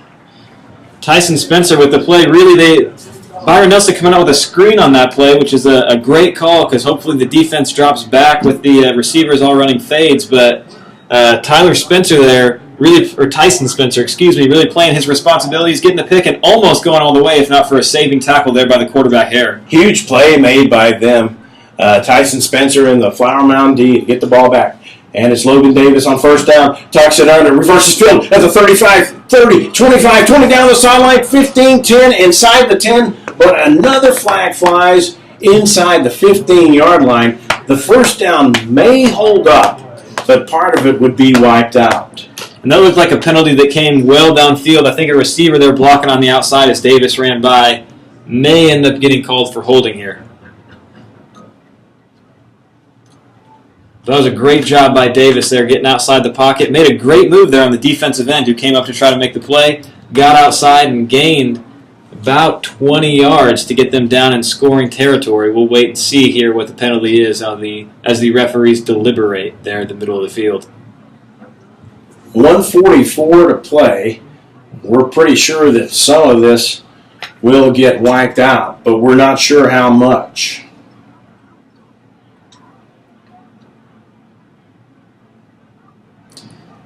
Looks like it's going to be holding against Flower Mound. And I do think that flag was thrown well downfield, so I think that was out there on an outside receiver as Davis ran by. Looks like the first down is still going to hold up. They just get 10 yards taken off of the run there at the end, so they still have the ball here at the 24-yard line, threatening to score and take a lead here with 1:44 left in the second quarter. That part's got to be driving Dane Johnson, the head coach, crazy, because this is about double figures in penalties now as Davis tucks it under, nifty running, reverses field to the 25-20, inside the 20 to the 17-yard line. So he got about 8 of it back on that quarterback keeper, and that was all Logan Davis there, Taylor, as he started one way, reverse field on a dime, and cut back the other way, and a great gain made. And that was like the same play as the one he just ran, running to the right first, stopping, like you said, on a dime, getting outside that defensive end back to the left, and then running for the sideline. That's 2 great runs in a row there by the quarterback. 1:42 to play before half. And the Jaguars on the move here at the 17-yard line. Davis in the shotgun. Looks downfield, scans the field, has time, throws deep to the 5-yard line, and it's caught there and pulled down at the 2 is Brendan Alves with a catch. And it's going to be first and goal for the Jaguars at that point. And that was interesting. We had the far sideline official running in, waving, incomplete. But the umpire there in the middle called it complete, so they got the ball on the 2-yard line. And we've got this back, number 22 into the game, and he takes a handoff over left tackle close to the goal line. Now, he may score. We'll have to get his correct name in a minute because he wasn't on our roster, folks. We apologize, but we will try to hunt down who this gentleman is. He's still in there. He takes the hand. I know. Davis fakes, keeps, left side, scores. Touchdown, Logan Davis. That's a great play. That's a great sell on the fake handoff there. Sucked everybody inside. Davis had a wide open field there to the left. Basically could have walked into the end zone. Great play down on the goal line by the Flower Mound Jaguars. 1:14 to play, and either Josh Grant or Richard Kelly will come on to try the extra point. And we'll let you know which one it is. I believe it's Josh Grant. Excuse me, Richard Kelly, the junior.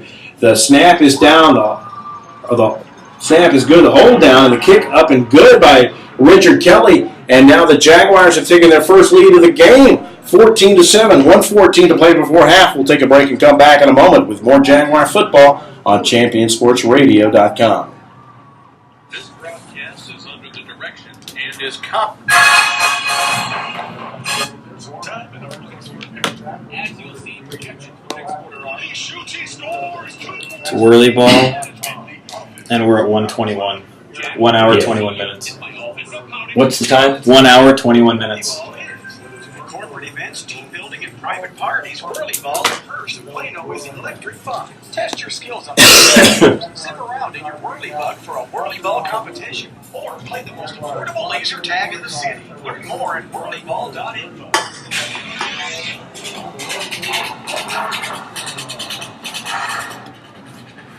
Score now, Jaguars 14, Bobcats 7. Barry Probst and Taylor Wilson back here with you at Neil Wilson Stadium in Flower Mound, where the Jaguars have taken a 14-7 lead right before the half.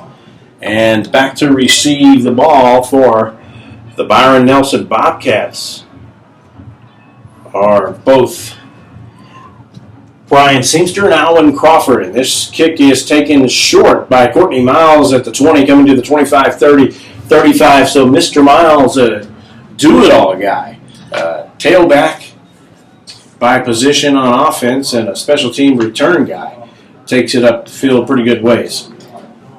And beg your pardon, that was not Courtney Miles on the return, but rather Joe Grootman, who took the up kick, the kick up short and returned it back some 13 yards to the 35-yard line. So 1:07 to play. Coach Dane Johnson's got to be just thrilled about his team, especially on defense, Taylor, getting the pick and getting them set up in prime territory with the interception return, but getting some crucial 3-and-outs on this Byron Nelson team, who's pretty game. Mm-hmm. I mean, that's not a bad team, and they got some talent and some size out there. Yeah, without a doubt. On that last drive, those last two plays after Byron Nelson got backed up to 3rd and 30, they did a good job there bottling up that strong running back Courtney Miles and came back with that great touchdown drive where Logan Davis ran the ball 3 or 4 times and ended up getting it into the end zone with his 2 feet. That was a great drive led by the quarterback Davis. So Byron Nelson will try to move the ball here from their own 35, and Hare throws near side on 1st and 10, intended for Tyler Garcia on the near side, but that pass goes incomplete, and it will bring up 2nd and 10. And that's a tough throw there by Hare, running from the middle of the field with the receiver running a 12-yard out, him trying to put it on a dime there just before the sideline. That's a long throw for the quarterback. And they give it to Miles, and Miles breaks a tackle or two, and then he is walloped as Tyson Spencer sets him squared up for Blake Winters to get a good shot at. And Miles, after a 4-yard gain to the 44-yard line, gets welcomed there a little bit rudely by the Flower Mound Jaguar defense. Clock nearing the 32nd mark of the first half, and the Bobcats, in this feline battle, may be content to just let the clock run out. They're in no big hurry to get to the line of scrimmage, and the play clock is under 10 seconds. The game clock now under 20 seconds. And they may just take a delay penalty here. And Coach Johnson and the Jaguars have got to be excited to get ready to go into this locker room with a halftime lead up 14-7 after being tied up here with Byron Nelson and trailing for part of the game. To score there with less than 2 minutes to go and now take this lead into halftime, that's got to feel good here in this opening game for Coach Johnson and the Jags. You better believe it. 3rd and 6 is the current down in distance, rather Byron Nelson called a timeout right there before the play clock wound all the way down. They reset this play clock to 25 seconds, and the official will set this one when they are ready, as opposed to the new 40-second play clock that restarts after the completion of every play. They automatically refire that one up at 40 seconds.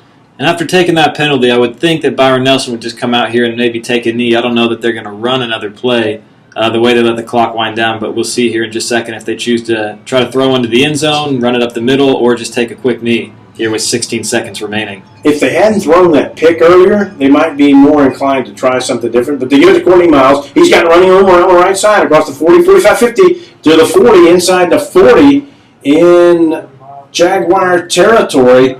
A pretty good gain there of about 16 yards for Courtney Miles, and there's 9.9 seconds left. And suddenly the Bobcats with 2 timeouts left, maybe they're thinking they can get some points on the board after that gain there for Miles. Yeah, you would think that Hare would probably need to throw a quick hitter to the sideline to get himself in some good, realistic range to heave a Hail Mary right at the end of the half with one more play.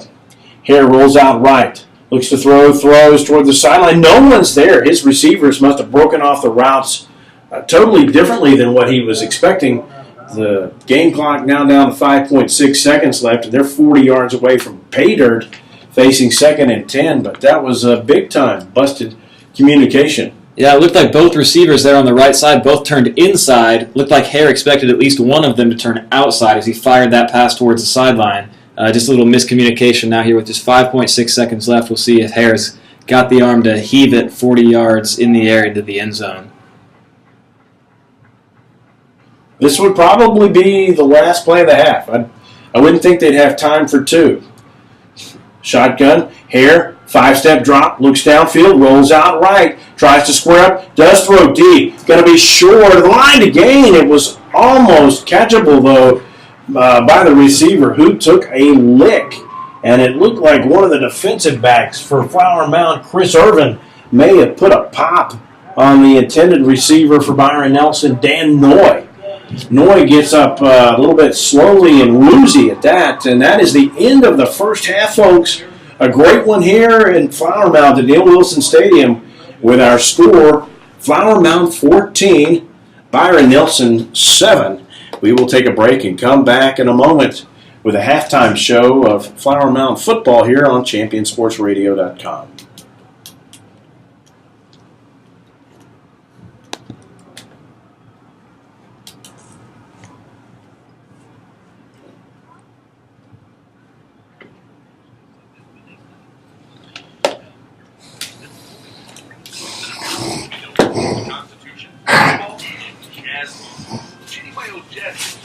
You know what?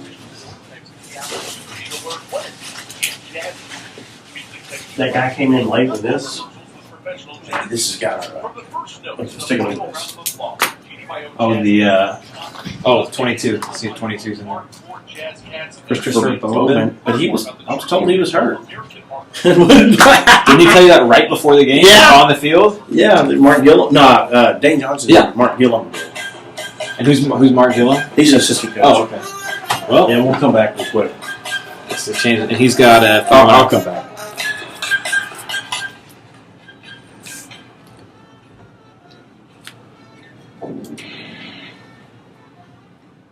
Let's see.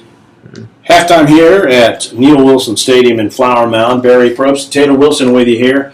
We'll let you hear some of the bands in just a moment as they get ready to tune up. Great bands from either of these schools. Trophy clubs, Byron Nelson and Flower Mound's own band that will play in just a moment here. As Flower Mound leads at half, they were down early 7-0. Actually, it was a kind of a washout, Taylor, the first 3 or 4 possessions for both teams. Neither of them able to muster anything. They burned up plays really quickly and exchanged the ball several times in the early going, and it looked like we might just have goose egg swapped on the scoreboard for a little while, but then Byron Nelson got a nice screen pass after they were running into some penalties, and they stepped off a 45-yard screen pass that went for pay dirt and had a 7-0 lead. And then Flower Mound, in spite of the penalties they were amassing on that drive, managed to come back and tie this up. Kind of sat there a while, and then Flower Mound with a big interception late in the game, or late in the half rather, got the ball back deep in Bobcat territory and took it in a few plays later. And that big interception is what really turned the game, because Byron Nelson is still outplaying, statistically at least, Flower Mound's offense. Byron Nelson going into the half with 218 total yards, including 117 on the ground, 100 of which have come from Courtney Miles, who has crossed or is right at the century mark with 13 attempts for 100 yards for an average of 7.69 yards per attempt here in this first half. So the Byron Nelson offense has really moved the ball well, but still finds themselves trailing by 7 points here at halftime. Great effort here, and Dane Johnson's got to be pretty pleased. And, James Polk told us in the pregame show that he really didn't know what kind of team he was going to have till they got out there under the lights. He's got so many newbies in here, and so does Dane Johnson with Flower Mound. Both guys have a lot of new guys that they just kind of touching and feeling. Let's see what do we have here, and kind of blindly led and guessing. And then they do each have some veterans, but not as many as a high school coach would prefer to have to get his team going, especially in the early parts of the season. And Dane Johnson doesn't have a much. I haven't totally scanned over 5-6A. They may be a little bit smaller, but 6-6A, we didn't get to mention it. 9 teams in the league, which is an extraordinary amount. Usually there's 6 to 7 teams maybe in a given district, and this one has 9. So you've got 2 tune-ups before the show really gets going. Right, and the district here, this 9-team district, it's not a slouch of a district. There's a lot of powerful teams here in this 9-team district that Flower Mound's going to find themselves up against here in the coming weeks. We got all the Plano schools. We have defending state champion Allen that we have to take on, and there's just a lot of strength. Hebron. It's a tough district, but playing tough out of district foes like Byron Nelson, like you said, a playoff team last year that lost in the first round to Birdville 36-34. This is going to prep them for district season by playing these tough non-district opponents here early in the year. Yeah, and 5-6A actually has 8 teams in it. And if Flower Mound was to be able to get enough mojo and get enough good momentum going on through the season where they can make the playoffs, it's feasible they could face this team again out of 5-6A in a rematch. I mean, it's the 5-6A is going to take on the 6A, the big school anyway, early on in the first round by districting. We've got one score we talked about. We thought we'd have a good game on hand up in Denton at Apogee Stadium, and Allen is tattooing Denton Guy right now, 27-0. That one in the second quarter, right before halftime. We're going to take a break, and we'll get you caught up on more scores and games around the area, and maybe talk a little bit about the college stuff happening this weekend as well. You're listening to Flower Mound Jaguar Football on ChampionSportsRadio.com.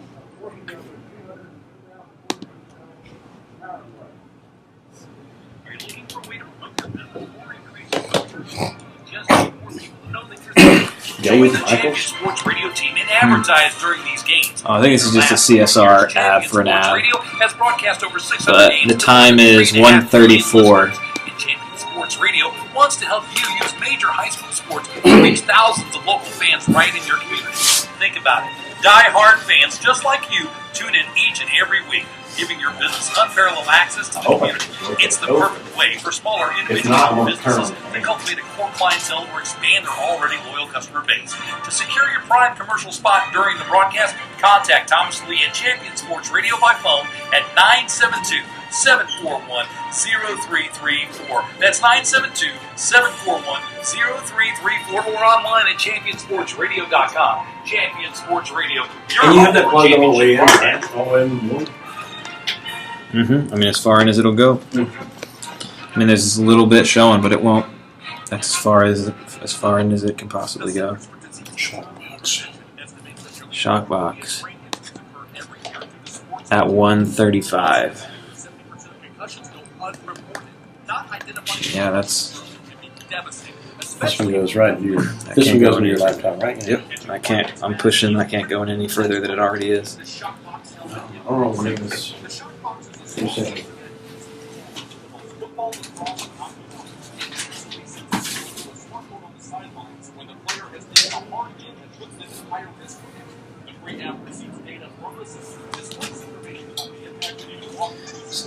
Plano East is losing to Lake Highlands 11-7. Really? Yeah. Plano West 28-7 over Mesquite.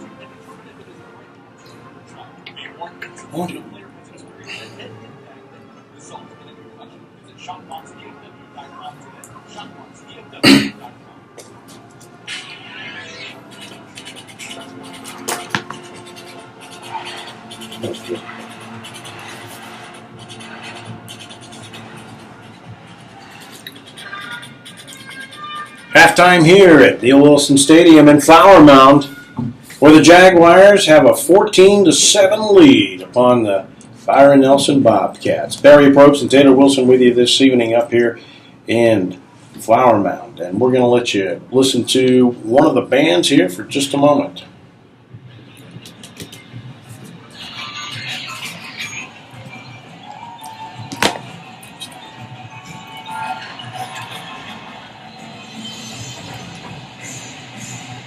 Let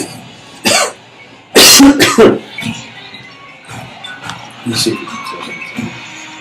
So what was he saying? He was saying that, You could hear us during break? yeah, it's supposed to be audio of the board that in the computer. Tune in, I heard you, the computer was picking up.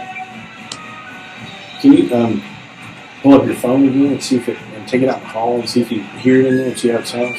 And see if you hear me talking about it. Because do you have a condenser mic that is queued up or something? Did you even know I it? have no idea. If I do, I'll know about it. 'Cause this is plugged in.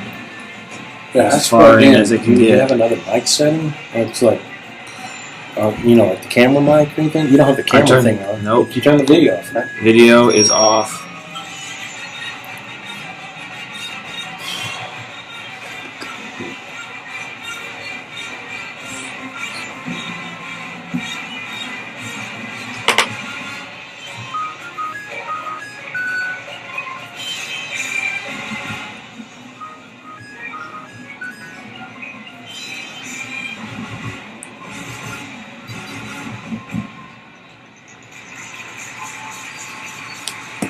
Let's see if we-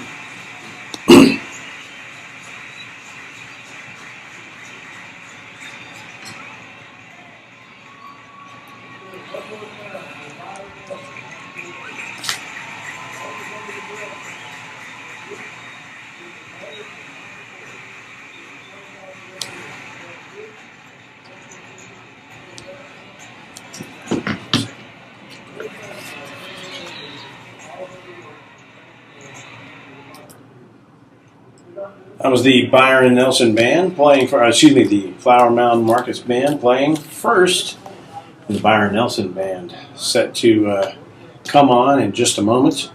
And we will get you caught up to some of the action going around here. We told you a minute ago that Allen was dispatching Denton Guyer at halftime, 27-0.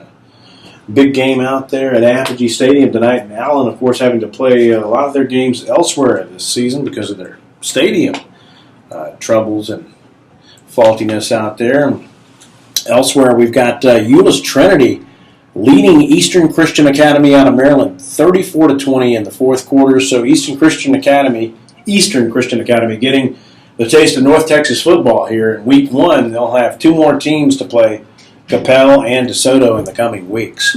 John Tyler and Plano down at Rose Stadium, and Tyler are scoreless into the second quarter. Mesquite Horn leading McKinney Boyd 14-0. That one in the second quarter. Irving Nimitz trailing Keller Timber Creek 21-20 in the second quarter of play. Lake Highlands with a narrow 11-7 lead over Plano East, as Plano East has their third coach in as many years, and it's Plano coach Jadon McCullough's younger brother, Joey McCullough, manning the helm over there now. So a lot of games going on, and we'll see some of these teams. Like next week, we'll see Keller, and hadn't come across their score yet, but we'll get you up to date with one if we do come across it. In the meantime, we've got other ones. Frisco Wakeland leading 23-14. And Fort Worth Nolan ahead of Everman 10-0. That's kind of a surprise. Everman really good in 4A. Richardson trails Frisco Heritage 8-3 in the second, kind of a baseball score. Plano West, the Wolves all over Mesquite 28-7 in the second. And Kimball over Woodrow Wilson in the DISD battle 13-12 in the second quarter of play.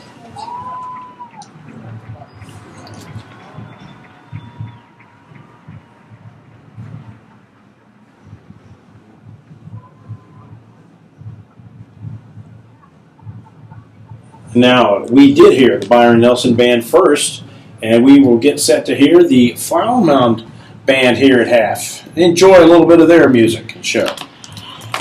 Okay, I think I might know how we can fix it. If I have to click stop on this, would that mess everything up? If you have to click stop, we will, when we start it back up, name it _2. Okay. I'm going to keep the same name and _2. We keep, So I can click stop right now as long as I restart it under a different name? You can keep it going. It's okay to keep it going. No, I was just saying I think that I have a way to fix it. like the way it's picking up our sound. How would we know it's doing that? Well, what he was saying, how he said it's the computer's picking it up, and not here, is right here.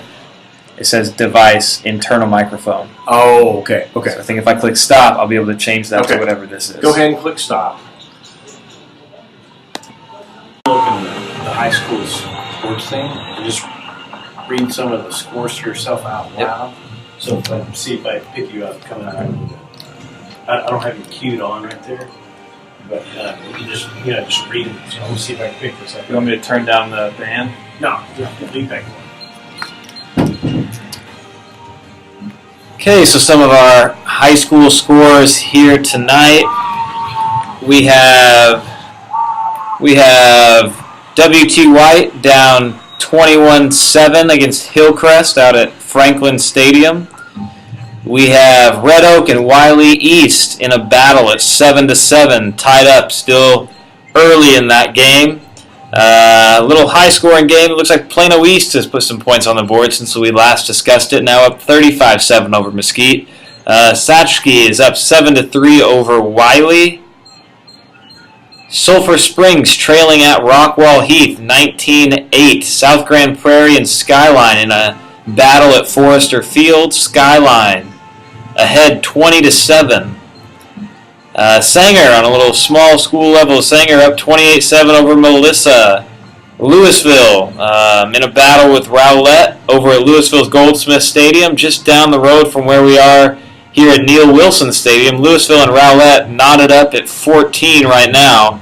Richland and Arlington Lamar at Arlington's Cravens Field. Richland up over Lamar 21-20. Carrollton Rancho over Parish Episcopal 13-7. Waxahachie over Midlothian, battle of two far south Dallas schools, up 21-13.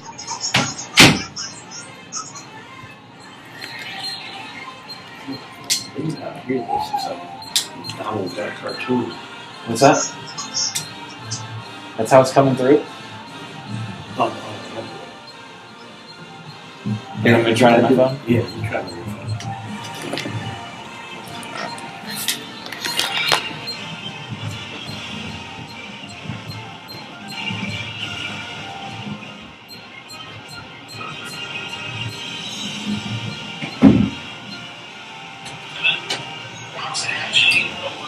There it is on my phone. Two far south Dallas schools, Okay, that's fine. 21-13. And you had this spotted on. You had this off, this pushed down.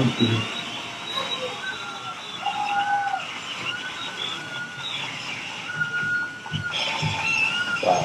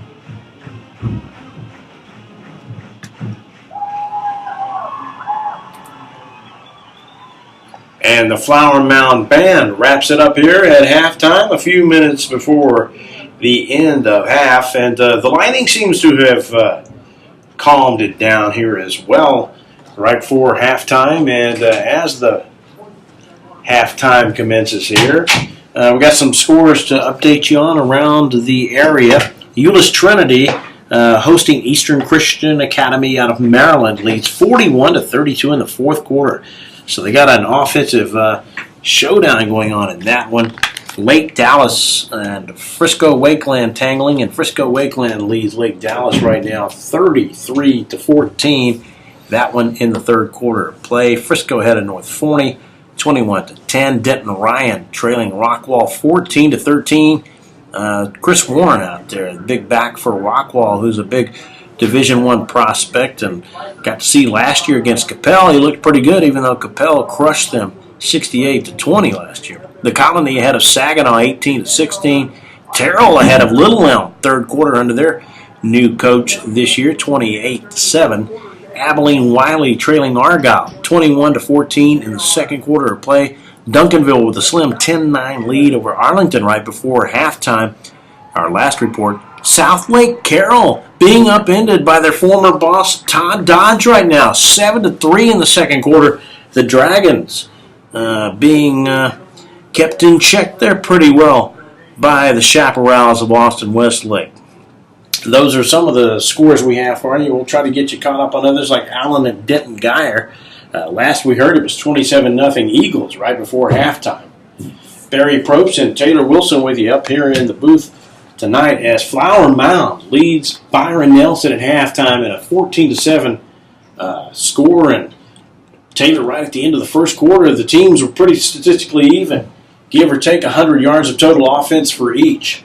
Byron Nelson had a little bit more than that, and Flower Mound a couple of yards less than that, but both of them were really moving the ball. Well, penalties really the bugaboo for Flower Mound. That's the only thing that's really hurting this team, and I guess you could maybe say just about the same thing for Byron Nelson. Each of them went through a spate of penalties over a given time frame in the second quarter, and other than that, it's been pretty clean. You might expect some penalties in game one, some nerves, some things you're not used to, and they got procedure penalties and things of that nature. Some fundamentals not completely sharp, especially with new guys on each team, a vast number of new guys on each team. Yeah, without a doubt. And the thing with a lot of these penalties, a lot of the ones we've seen that have cost the teams long gains, have been penalties that have nothing to do with the play. Backside holding calls, right, offsides calls that are thrown after the play has already been run. I mean, penalties that aren't affecting the play on the field, but are still bringing the ball back and are forcing these teams to convert long first and second downs to try to get into manageable third down situations. We remember that one of those final drives for Byron Nelson before halftime, they had the ball well down into Flower Mound territory, and then 2 plays later it was 3rd and 30. So those penalties are just, they're affecting both teams just about evenly at this point. Our score is 14-7 here. A bunch of college games last night. A bunch more tonight, about 5 or 6 more tonight, and a big season of college football kicking off around this area tomorrow at Jerry World. You've got Oklahoma State taking on defending national champion Florida State over there at Jerry World, and down in Houston, LSU and Wisconsin. A lot of interstate battles taking place in our state tomorrow. And last night, a big game happening with the team from our state, with Texas A&M going out to South Carolina. A lot of people had South Carolina as a potential SEC champion. Texas A&M goes out there, their first game without Johnny Football, and goes out and new quarterback Kenny Hill goes out and breaks some of Johnny Football's records. Carroll product from up the road there, South Lake Carroll. Yeah, Johnny Who is what they were saying by the time that game ended. I mean, that was impressive, an impressive performance by that Aggie offense, and Kevin Sumlin really got things going down there for Texas A&M. Yeah, at first I thought these SEC defenses are supposed to be good, and I thought I was watching Big 12 defenses. That's what it seemed like. It looked like that, and then A&M picked 6th in their division, even though they're ranked, and they just went and slaughtered the top seed over in the SEC East. So they thought, but maybe after listening to Steve Spurrier, he acted like they didn't know how to play football or cover or tackle or anything. And he may be right, but they got off to a fantastic start last night. Then you had a number of other games. Ole Miss and Boise. Boise lost Chris Peterson, their coach they'd had so long, and it looked like it showed for them last night against Ole Miss. They looked overmatched about the second half. Yeah, and this is the Boise State program that over the last few years has become synonymous with playing those big opening weekend games against big conference opponents and knocking them off. Knocked off Oregon, knocked off Georgia in the past, some big teams, but without Chris Peterson and without Kellen Moore, who left a few years ago, went out against Ole Miss, and Bo Wallace threw 3 picks in the first half for Ole Miss, but really came back and tore up that Boise State defense in the second half. And Vanderbilt and Temple got delayed by a lightning and rainstorm for a while. And I didn't see how it ended. I think Vanderbilt narrowly won, if I'm not mistaken, but that would have been a disastrous loss if they didn't. And I'm not sure they didn't, but I think they hung on and won. And then Washington State let it get away from Rutgers. That's an interesting game, too. Rutgers from 3 time zones away, had to trek across the country and finish a game that ended about 1 o'clock their time, or 1:30 a.m. their time. Their fans staying up and watching it in bed, or passing out on the couch, whatever it might be. But Flower Mound is taking the field again here, coming through the helmet with a truckload of steam, literally and figuratively. Steam oozing out of the helmet down there on the field, and they have a 14-7 lead. We will take a break and come back for the second half kickoff in just a moment. You're listening to Champion Sports Radio presentation of Flower Mound Jaguar football. Flower Mound High School Jaguar football this got a white green small and sponsor team sponsors with having an urgent care. Maybe sponsors is Wildwood and the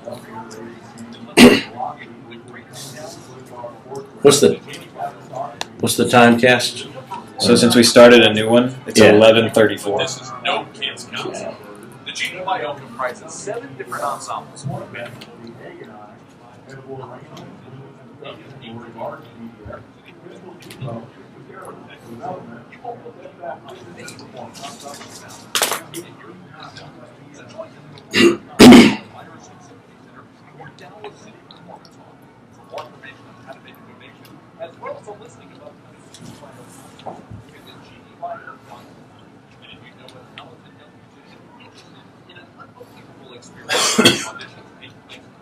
I'll just bring it back. On Facebook, Twitter, LinkedIn, and at gdyo.org.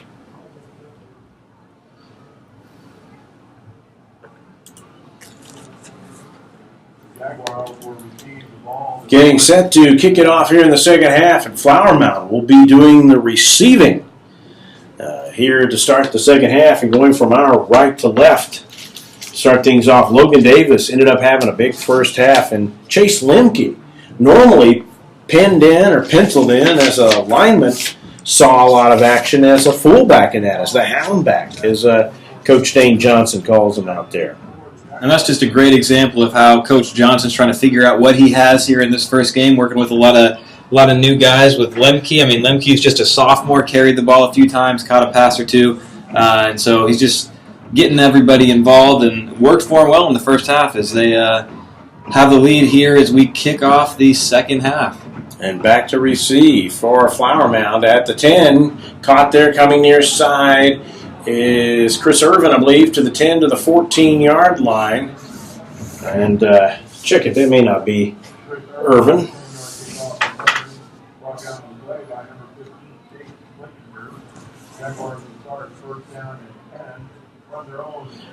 It was Irvin. Return to the 19-yard line. Check it, and that is where Flower Mound will start off.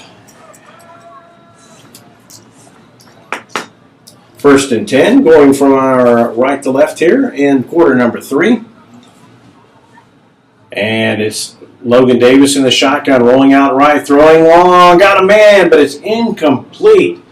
Logan Davis airmailed that one a little bit too long, intended for Quentin Morris, senior whose name we haven't called tonight. We have called about 7 or 8 different receivers tonight, Taylor. As one of them comes out after that play, Noble Newton. He hasn't caught a pass tonight, but he's figured in the mix. And we've had Brendan Alves out there, and Chris Irvin, and looks like Colton Wilson. 8 receivers for Flower Mound have a catch tonight. So Davis under pressure by John Lynn. He sails it out wide for Ryan Daly, the safety valve, but over his head. Daly was out there by himself, but Logan Davis had tremendous pressure coming from the edge from John Lynn and had to just get rid of that one quickly. Quentin Morris in the game as well as Brandon Welch. And one thing that's interesting, you were just mentioning about how Davis has been able to spread the ball around. Davis is 8 for 12 tonight, has 8 completions, every completion to a different receiver. Pretty efficient. Not including Daly, who's a wing on the right side. 3 receivers are split to the far right. Logan Davis, quick drop, tucks it under, got to be pressured and got to be pulled down back inside the 20 at the 18-yard line. And over there to make the sack, it might have been Kellen Deesh and big number 99, Demetrius Webster, senior defensive lineman. So Flower Mound not taking advantage of the opening possession here, kind of bogs down at their own 18. No yards on that possession. Just empty possession of nothing gained on that. Head high snap, and there's a bit of a rush, but Kelly gets the punt away, and it takes a Flower Mound bounce inside the 50 to the 45 to the 40, and the 41 is where they're going to rule it dead. A pretty good punt there on the run of about 41 yards by Richard Kelly, and nonetheless, Byron Nelson will have good field position here to start the opening possession for the Bobcats in quarter number 2. Looks like most of the same starters out there on defense. Darrell Rutherford, the nose tackle. Hayden Brewer, the end on the right side. Aaron Nashis, the left end side. The linebackers, Robert Durnell, Tyson Spencer, Colton Pennington, the bandit. And the corners, Chris Irvin and Clayton Johnson. The Sam linebacker, Austin McKee. The safeties, Blake Winters and Chandler Clatterbaugh. And Courtney Miles with fresh legs gets tripped up as he heads across the 46-yard line. And making the tackle there was actually Ian Lawrence, I believe. He may be into the game newly, and he is. And Lawrence lining up as a bandit and giving chase. He comes around the opposite side to make the tackle again on Miles, or at least assist on the tackle with help from Grayson Hoagland there to chase down Courtney Miles. Miles does get the first down after about a 5-yard gain. It's 1st and 10 inside Jaguar territory at the 45-yard line. In the shotgun is Hare. Quick drop, looks right, now looks left, throws, caught at the 42, and can't hang on to it is Tyler Garcia, I beg your pardon, who can't hang on to it, but a flag flies, and this may be against Byron Nelson. Chop block. Did I read that correctly? That's a big one. That's a chop block. That's a penalty we have not seen tonight, as Byron Nelson, again, gets into Flower Mound territory, but is backed up once again by a penalty. 10:22 to play here at quarter number 3. And that backs them all the way up inside Bobcat territory, back to the 40. Coach James Polk can't be too happy about that, or Neil Tweedle, his offensive coordinator, cannot be too thrilled with that. 2 receivers split to the wide side on the left, 1 to the near side. And Hare fires it quickly, caught at the 40, tucking under. Tackler and running away with it is Dan Noy across the 43 to the 44-yard line. A quick little gain of about 4 yards. They get some of it back. It was 1st and 25. It'll now be 2nd and 21. He's got big Brandon Bowen out there, 6'5" target to the right, along with Noy split out wide to the left. 2 receivers in the slot on the right. Now one of those goes in motion, kind of back to a wingback set. 1 back in the backfield with Hare, and that's Miles. Big hole over the middle to the 45-50, and down the sideline he goes to the 45-40, inside Jaguar territory all the way to the 33, and a flag flies at the end of that play, and we might get a late hit out of bounds on the Jaguars. And Courtney Miles with another big gain. Seems like every time they get the ball in his hands, something productive happens. Yeah, I mean, the times that Gabe Luna came in to spell him the rushing attack totally bogged down. Yeah, that's when they continually got backed up. When Lewis came in, when Miles needed a little bit of a breather, and Miles here in the second half picks up right where he left off in the first half. Had 100 yards rushing by the end of the first, and now is moving well past that on this first drive for Byron Nelson. So instead of having the ball at the 32, they may be cutting that in half, all the way down to the 16, or maybe the 17. It's not quite half the distance, but it's going to be close. It's a big mark off of 15 yards all the way to the 17-yard line. So inside the red zone now for the first time this half and the first time in quite some time is Byron Nelson. Clock at 9:39 in quarter number 3. Flower Mound with a 14-7 lead, trying to keep it. Byron Nelson trying to knot it up. Miles goes in motion out of the backfield. And Hare pump fakes his way, throws over the middle, and it is caught. Pretty pass and catch. Great catch made there by... Looks like that was 88 Gage Vines. Yeah. Gage Vines, the tight end. Big target there. 6'1", 210-pound tight end senior that hauls that one in and just had his outstretched hands perfectly glued to the end of that pass. Mason Shank will try the extra point on the snap as Justin Self and Daniel Duran to hold. Shank, a left-footed kicker. Snap is there. Hold is down. The kick is up and good, and we're tied up at 14 now. 9:34 to play in quarter number 3. Flower Mound 14. Byron Nelson 14. We'll take a break and come back in a moment with more Flower Mound Jaguar football on Champion Sports Radio.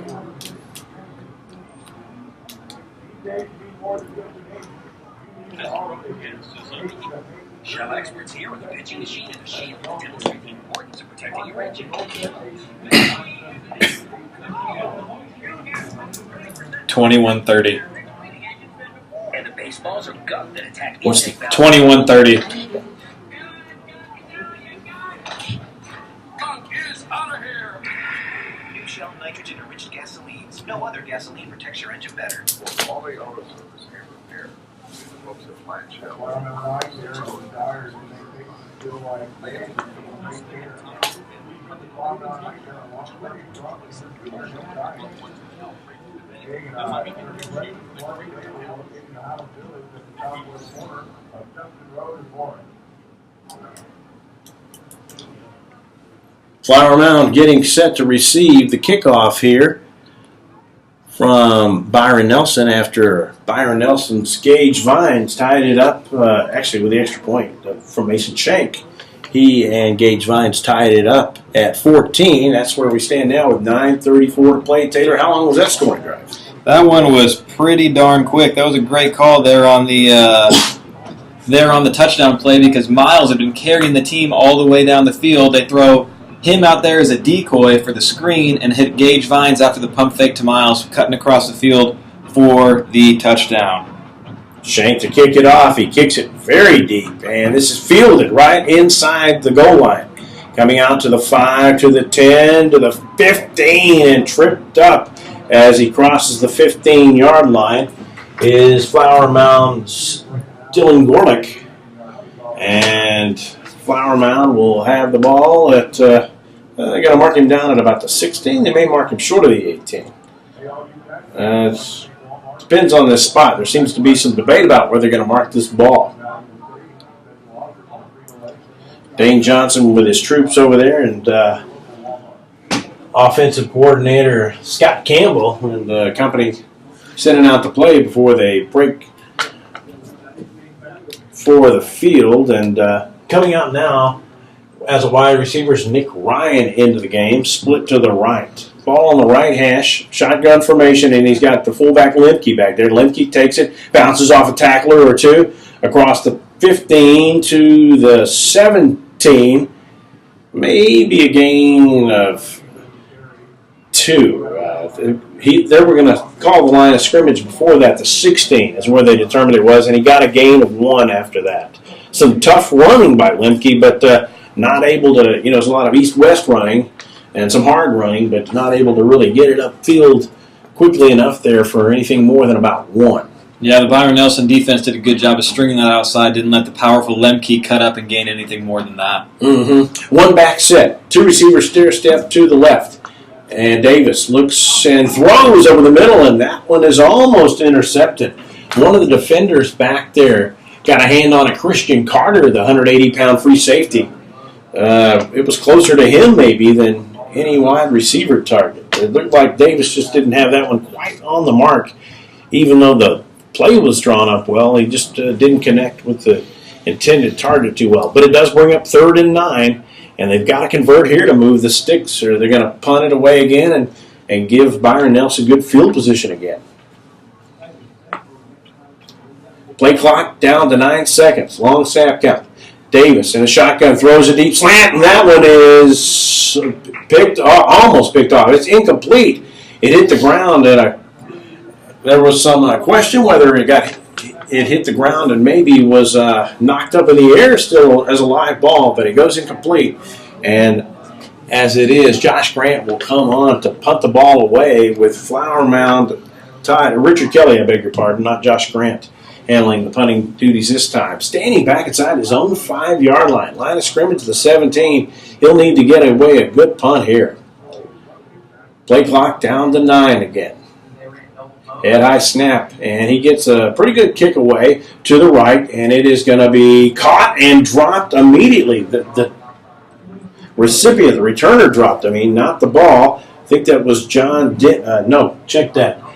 Grootman on the return, but he was bared down quickly and dropped back at the 44-yard line, and we've got a flag on that play too. I don't know what they're going to call here. I can't imagine that that's some kind of interference. He let him catch it, and he dropped immediately. It was perfect timing. Yeah, it really looked like senior Andrew Bullard for Flower Mound timed it perfect. He caught the ball. He made the tackle. I didn't think he interfered with him at all.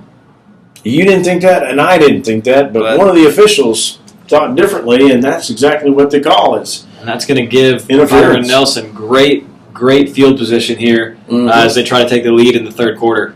That was a heck of a punt, too. That was not only a 39-yard punt, no return. It was a negligible return. And then Flower Mound just gets docked with a penalty that's a little bit questionable maybe out there, but maybe they see it differently. Maybe they thought he interfered slightly before he caught it.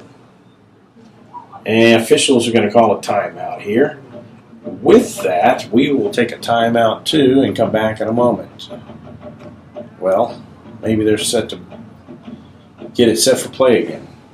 We will keep it here. It is 1st and 10 at the Jaguar 41. The Jaguar 41 for Byron Nelson. Bobcats with the ball. Preston Hare, their signal caller, and Courtney Miles, their tailback, who's been sensational tonight. Garcia split to the left. He's got a up back there too, and Miles takes the handoff, but he is swarmed by Tyson Spencer and a host of others. The host of others including Colin Alford, the defensive lineman, and also Austin McKee, the linebacker, the Sam linebacker, coming up to make the tackle, and that was a really good pressure and penetration made by those guys. They hold him to a 3-yard gain. And that was the first time this half they've really bottled up Miles at the line of scrimmage. Hare rolls out right, flag flies again, and this pass is picked off at the 20-yard line. And making the pick on a great play was Clatterball, Chandler Clatterball, the safety.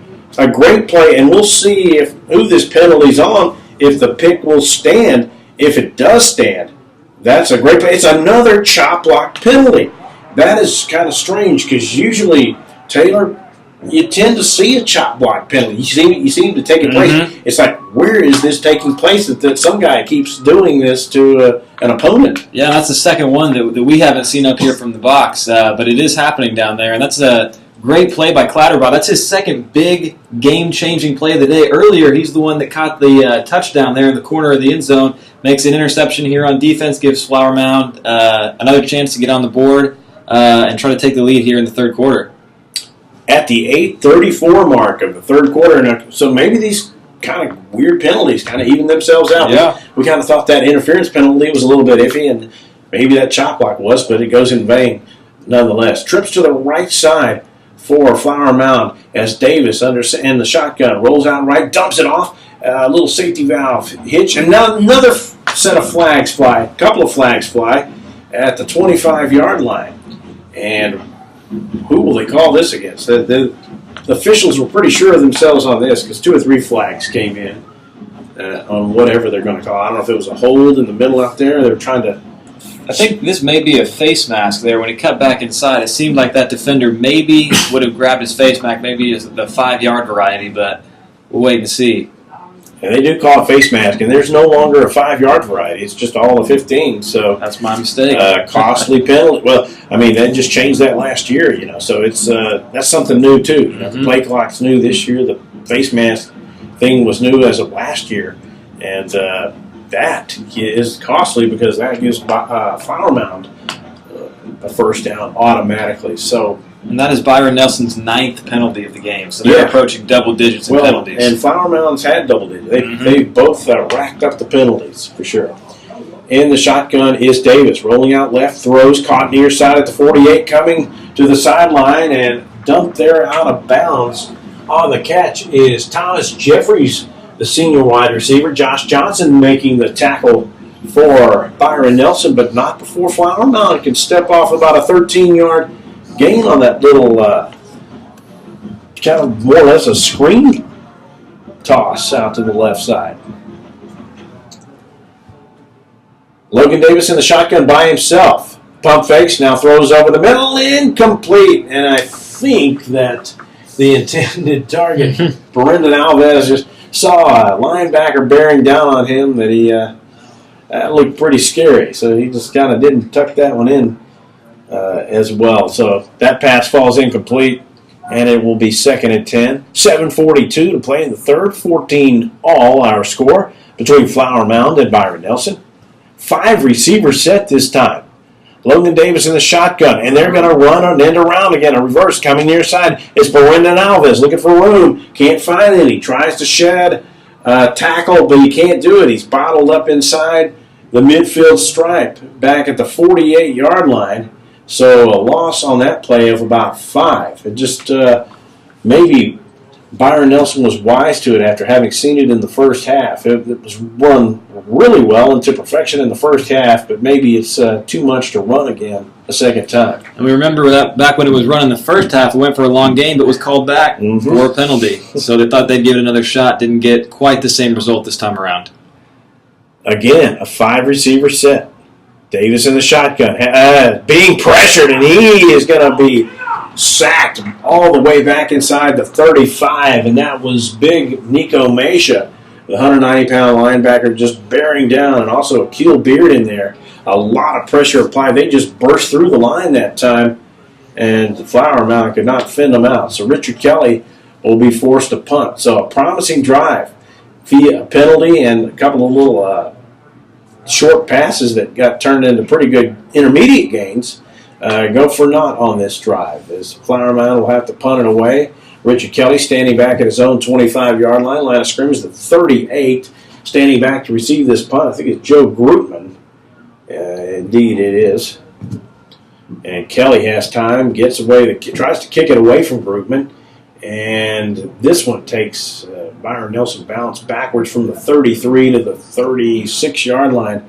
So a net punt of about 26 yards and no return on that punt. 6:03 here to play in the third quarter. Byron Nelson will take over after the exchange of downs there on the punt. And this kind of a little bit mirroring the first half is teams, traded possessions, no scoring, and then just kind of burned through plays pretty quickly and didn't have. Although Flower Mound and Byron Nelson on the previous drive both had something to show for. They moved the ball pretty well, but then got themselves bogged down with penalties. In this case, Flower Mound got themselves bogged down with a couple of sacks. Big ones, too. Preston Hare in the shotgun, fires it quickly left side, caught in stride at the 38 and going across the 40 to the 44-yard line with the ball is Bradley Bottoms. I think the wide receiver out there. Unless it's Dan Noy. I thought it was, no, it is Dan Noy, I beg your pardon. And they give it to Courtney Miles on the handoff. He breaks the tackle across the 50, 45, down the middle of the field, 40, 30, 20, slips a tackle to the 10, 5 miles, touchdown. He goes 44 yards, or 56 yards. And that was a play where the handoff was actually bungled in the backfield, a little bit high. Quarterback Hare didn't ever really have it in his hands. Miles tore it out of the air, cut straight up the middle, runs over 50 yards for a touchdown, and that actually takes him over the 200-yard mark rushing for the night to go with his 84 yards receiving. You thought it was going to maybe result in a negative play or a quick tackle because Miles had to go backwards kind of to pull that ball out of the quarterback's hands, Preston Hare's hands. Nonetheless, Byron Nelson has regained the lead at 20-14, and Mason Shank will try to make it a 7-point lead as he'll try to boot through his third extra point of the night. 2 for 2 on extra points tonight. The hold is botched, and they have to pick it up and scramble, and the holder, Daniel Duran, tries to throw it away. Duran didn't have much he could do on that. He just didn't get the ball firmly in his hands. So our score remains 20-14. Byron Nelson will take a break and come back in a moment with more Jaguar football on Champion Sports Radio.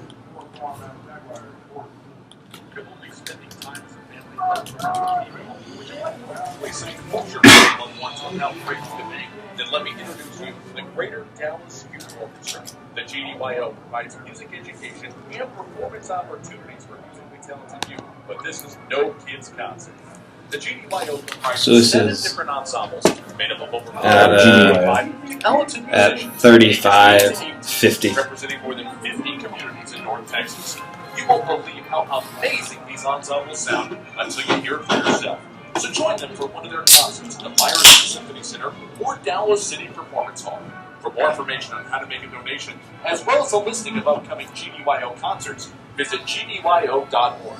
And if you know a talented young musician interested in an unbelievable experience, auditions take place in the spring. Connect with the Greater Dallas Youth Orchestra on Facebook, Twitter, LinkedIn, and at gdyo.org.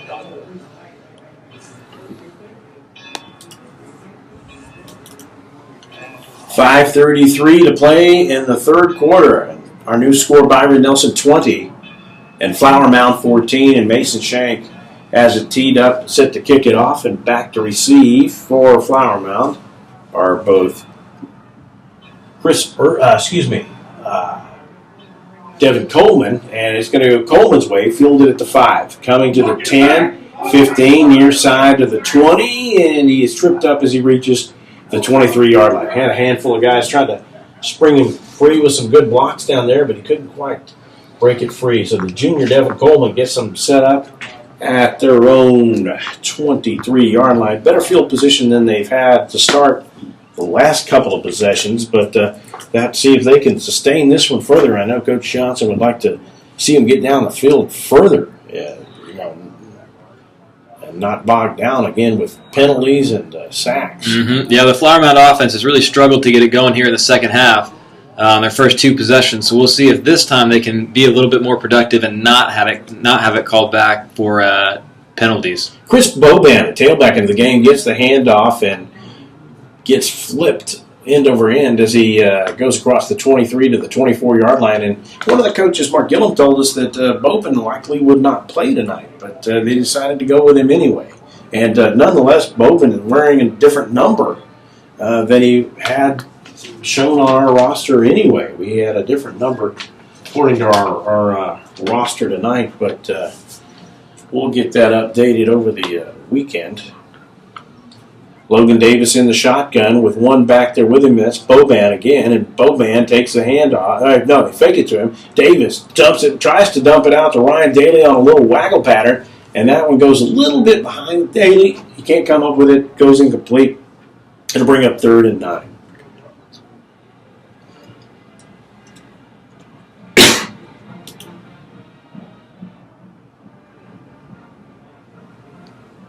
Four 4:46 to play in the third quarter, and Flower Mound still going from our right to left here at Neil Wilson Stadium. And the wind doesn't seem as strong as it did a while ago. Logan Davis, quick drop, under pressure, now flushed out of the pocket, rolling right, has time, looking for a block down there. He's to the 20, 25, 30. He's going to be short of the line to gain it, looks like. Awfully close, but I think they're still going to mark him maybe about a yard short, maybe even more. Depends where they say he went out of bounds. Yeah, it looks like they're going to mark him about 5 yards short. His foot must have slid out of bounds earlier than we could see here from on the far side of the field. So they're going to bring out the punting unit, and that's another quick possession for Flower Mound as they're going to preparing to punt the ball back to Byron Nelson. So Richard Kelly getting a workout this quarter, standing back at his own 16. Joe Grootman back there to receive the punt, ostensibly. And this one kind of goes to the side of Grootman. He fields it on a hop at the 23. Kind of stutter steps, makes a move upward to the 25, and then tackled out of bounds at the 29-yard line. Pretty good punt that time for Flower Mound. That one goes about 48 yards and a return of 6, a net of 2 on the return. And coming out Flower Mound defense, they're going to see if they can put a stop to this Courtney Miles show that's going on for Byron Nelson. He now has 206 yards on just 18 carries to go with 84 yards receiving. He's really carrying this Byron Nelson offense. So we'll see if the Flower Mound defense can bottle him up like they did for a little while in the first half. It is Preston Hare, still their quarterback, signal caller in the backfield with Miles. Delayed handoff to Miles, looking for running room. A flag flies again. Imagine that. We've just seen so many of those as Miles gets across the 30 to the 32, but this will probably be wiped out. I'm thinking this might be holding, unless they call a chop block again, and they need to call holding again. I didn't see the hold take place. It's just the flag flew in the area where there's generally holding called. And it actually looked like Miles wasn't out there on that play. It looked like there was a new running back there for Byron Nelson. Number 5, Trey Cox, had the carry on that play. Oh, yeah. Good eye there, partner. I missed that. My fault. Trey Cox, new back into the backfield, and he's not even in there too deep. But Miles has had quite a workout tonight. And not sure why he wouldn't be back out there right now. He didn't appear to get hurt on the last series that we could tell. So it's 1st and 20. Here, before this play can get underway, another flag flies. It's going to be a legal procedure. So this probably draws the ire of both coaches, although I think both coaches are probably a little patient, seeing that they told us straight up they got so many new guys, and with so many new guys and young guys that hadn't gotten a lot of work and game time, it's one thing to practice it. It's one thing to scrimmage. It's another thing to get the real games going and not have that experience. And you see penalties like that. So it's 1st and 25 for Byron Nelson. And they give to the first back through, maybe Trace Cox again.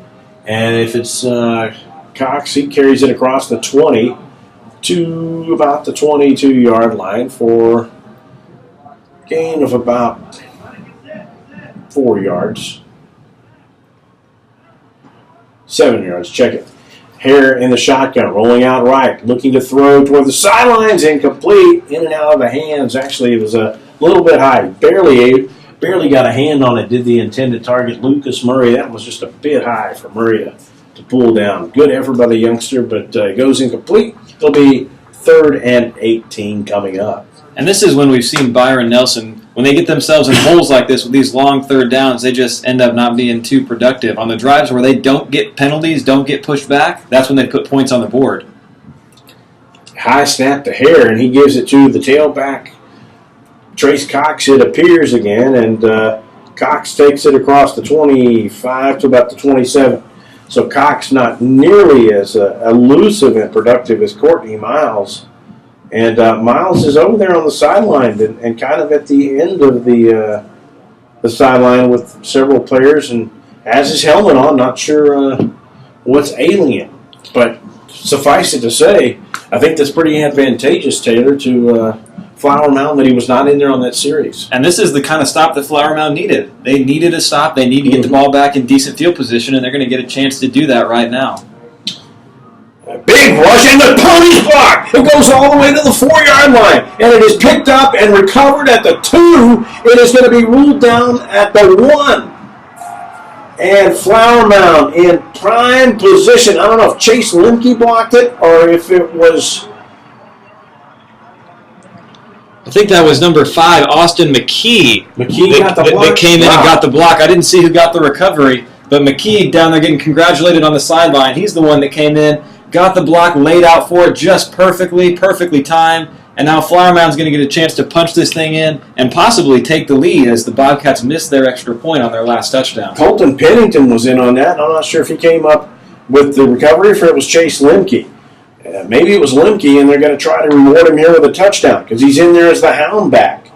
One back set with Logan Davis, and Davis tucks it under Keats. He's in for the score, and Flower Mound ties it up rather, 20 apiece, and has the chance to take the lead here at 21-20. That's a great quarterback power right there. They have the big, powerful running back Lemke, like we said earlier, listed on the roster as an offensive lineman. Have him in the backfield to power through and lead the quarterback there into the end zone to tie this game up at 20. That's taking advantage of a turnover right there for Flower Mound.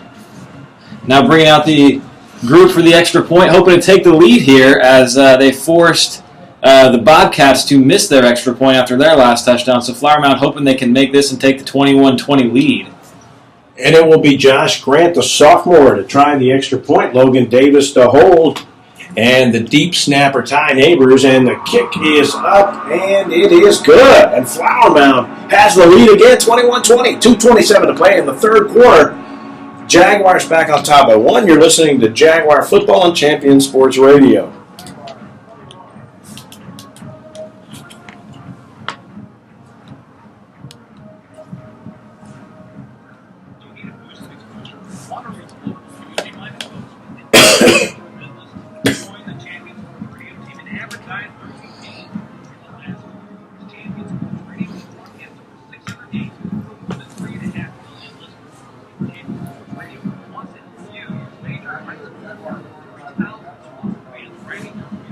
It's also a way for your business to give back to the community by helping all these well-deserving student athletes get some recognition for their accomplishments. You get a lot of bang for your buck. Best of all, it provides an opportunity for the best advertisement of all, word of mouth. To secure your right to work on private broadcast, contact Leslie and Champion Sports Radio by phone at 972-741-0333.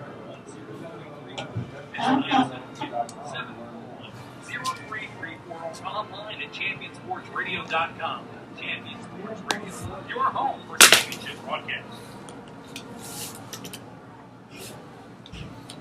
Well, Flower Mound patiently comes up with a big play. They get a big defensive stop. And then they block a punt. And Mason Shank, Taylor, he may have just held on that a little too long. He felt like he kind of held it and tried to get his feet square, and you may not have that much time. Pooch kick made by Kelly, and there's a flag on this play on the kicking team. And the coverage downfield was pretty good, but somebody's going to be whistled for being offsides on the kicking team, I think, as the flag was up around the 37-yard line. I can't imagine what else it would have been. And, we hadn't had a flag in about 35 seconds. We were due. I cannot remember a game more marred by penalties than this. And, hey, credit both teams for fighting through it because, they're really playing well despite the penalty flags, Yes, they are. And Flower Mound is really staying in this game with big plays. They had the interception earlier on the screen pass that they returned down inside the 20, and then they have the blocked punt right there. They're actually being outgained by almost 200 yards. Byron Nelson with 364 total yards, Flower Mound with 166. But yet we look at the scoreboard, and Flower Mound's up by 1 point, 21-20 with those big plays. Let's see who's out on the field now. It's Courtney Miles back out there as a tailback, but Preston Hare goes through the air on 1st and 10 to Flickinger, and Chase Flickinger not able to haul that one in. He goes incomplete. It brings up 2nd and 10, but Courtney Miles, for whatever the reason he was not in there that previous series, he is back in there now, and they've got to spy him, keep an eye on him. And he gets the handoff, but he's going to be pulled down, and he just doesn't look like he had that same burst of speed he had earlier. And maybe he is hurt, and that's why we weren't seeing him on that last series. Yeah, that was a great takedown on the backfield. Earlier in the game, we saw Courtney Miles shake off tackles like that or be able to get around the corner. But that time, one-on-one situation, he wasn't able to get outside. A great play by the Flower Mound defense to tackle him in the backfield. It's a pretty humid night out here, about 85 degrees. It was 90 when we started. And there is a movement on the far side of the field. And Dan Noy just kind of stumbled out of the box, couldn't get his footing, and fell forward. He was trying to hang on like a basketball player in the lane without making a lane violation, but he couldn't quite do it. So that draws another 5-yard penalty and backs them up inside the 30 to the 28. But, Courtney Miles, he didn't look the same there as we saw him 2 series ago. And it's interesting because the last play we saw him before this first down was on the touchdown run, and it didn't look like he came up lame on that run at all. So unless cramps just got him through there, and Hare goes deep over the middle, and a flag flies as the intended receiver down there, Chase Flickinger, is hit by Blake Winters in the air. And I can't fault Winters too much, even though that is a penalty. That by definition, that's tough to just not touch him. He's up in the air, and he's quote-unquote a defenseless receiver, but that's almost impossible not to touch the guy. You've got 2 defenders, one's coming against you and one's going away from you, and it's tough to really miss them there. Yeah, these defenseless receiver rules, while important because it's keeping the game safe, do put safeties in a bind at times on plays like that. Yeah, it's there's a time probably where that penalty is justified, and there's a time where it's just unavoidable, like that right there. So they're going to call. They called interference as well. They called interference in addition to the personal foul, but they assessed the personal foul. Not targeting, but just hitting the defenseless receiver. And it's an automatic first down and a 15-yard walk-off up to the 42 in Byron Nelson territory. 1:21 to play in the third quarter.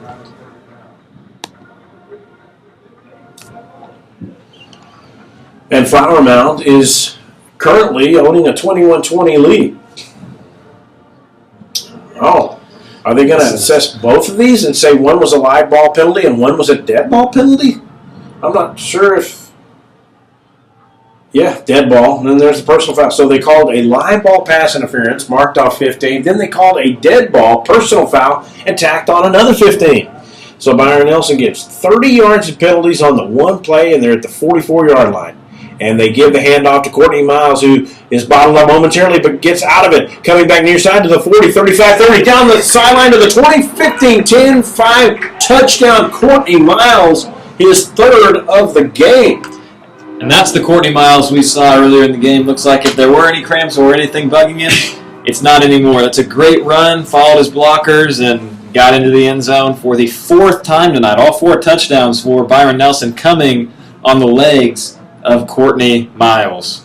He's had a 45-yard screen pass reception for a TD tonight, and that was a 43-yard gallop after the 30-yard penalty. So it's weird. This game took the tale of 2 sets of feels to it. It looked like momentum was going Flower Mound's way. Byron Nelson had some penalties that marked him back, and then all of a sudden 2 quick 15-yard penalties in one play, move it up 30 yards, and they're going to go for 2 here.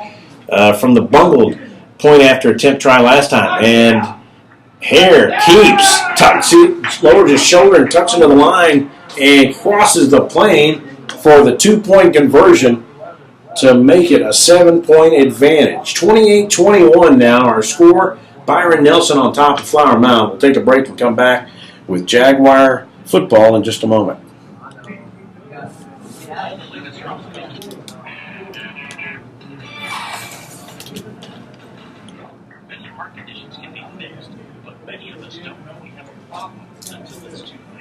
Right. 53-40. Died of sudden cardiac arrest. The number 1 cause of death among student athletes.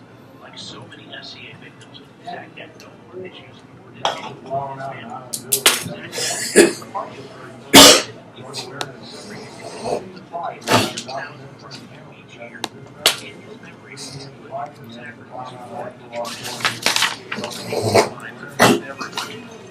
Fight today can stop the spread of SCAs by scheduling your young athlete for an echocardiogram, a procedure that can detect any heart issue with 99% accuracy. For more information, visit www.livingforzachary.org. That's living for number 4, Zachary.org, and let your heart be heard.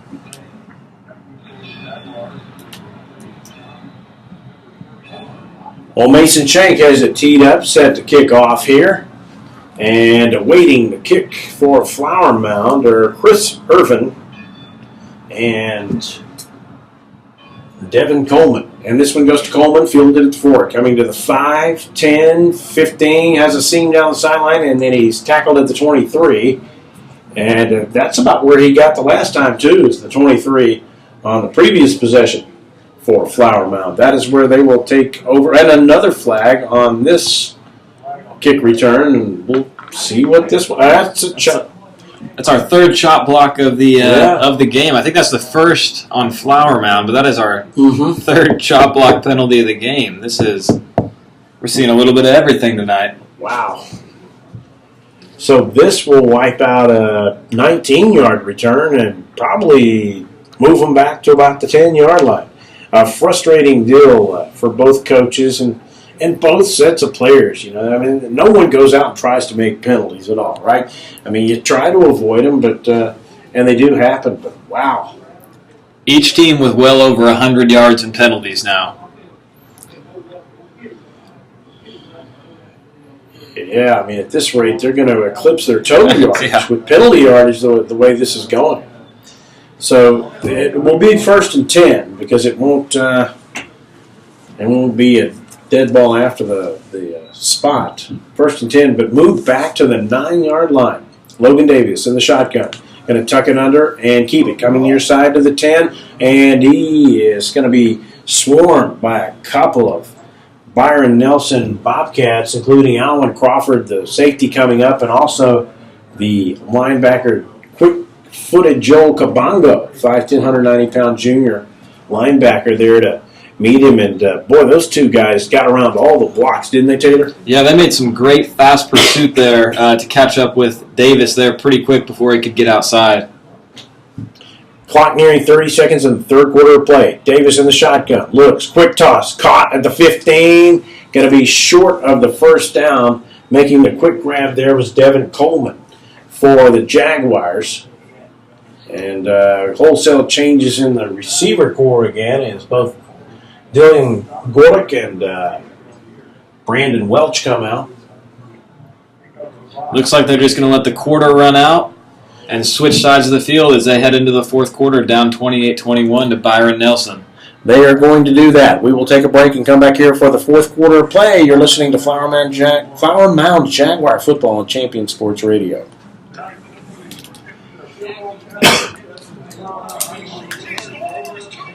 57-30, and it's whirly ball.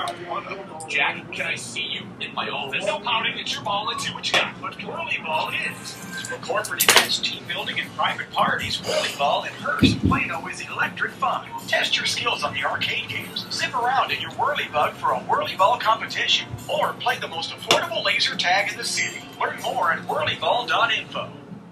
The Centers for Disease Control and Prevention estimates that nearly 4 billion brain injuries occur every year due to sports in the U.S. They also estimate that 70% of concussions go unreported. Not identifying concussions early can be devastating, especially if the athlete continues to play with symptoms. Catching hard hits fast is critical, and that's why you need the Shockbox Helmet Impact Sensor. The Shockbox is a small sensor that easily attaches to most football, lacrosse, and hockey helmets and instantly sends a signal to a smartphone on the sidelines when the player has taken a hard hit that puts them at higher risk for injury. The free app receives data from the sensor, displays information about the impact, and even walks the user through a concussion assessment. The app also logs symptom and impact data for future medical use. Visit ShockboxDFW.com to learn more about the Shockbox Impact Alert Sensor and determine if it is the right option for your child. Be warned instantly when a player has experienced a head impact that causes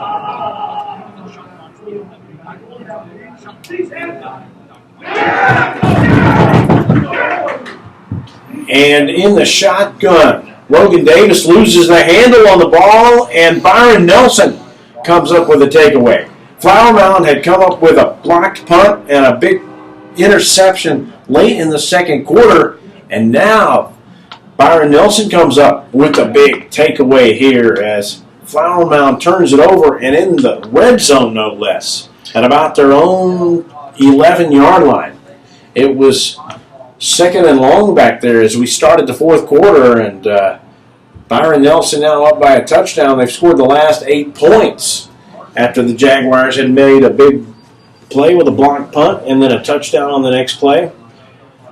Byron Nelson will try to probably stretch out the lead by 2 touchdowns. And back there in the backfield with Hare is Miles, but it's thrown away at Brandon Bowen and caught immediately at about the 4-yard line.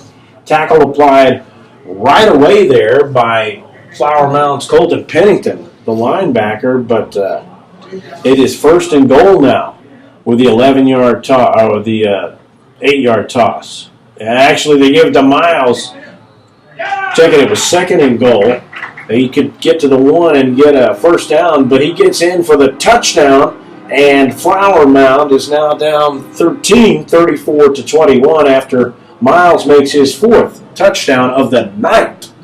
Yeah, Miles has really been the focal point of the offense, again, getting in the end zone. Now he has 4 touchdowns, 4 of the 5 touchdowns for Byron Nelson, as they're able to take advantage of that miscue by the Flower Mound offense that gave them great field position there inside the 10-yard line, able to punch it in. And it looks like they're going to try to extend this lead here to 14 with the extra point.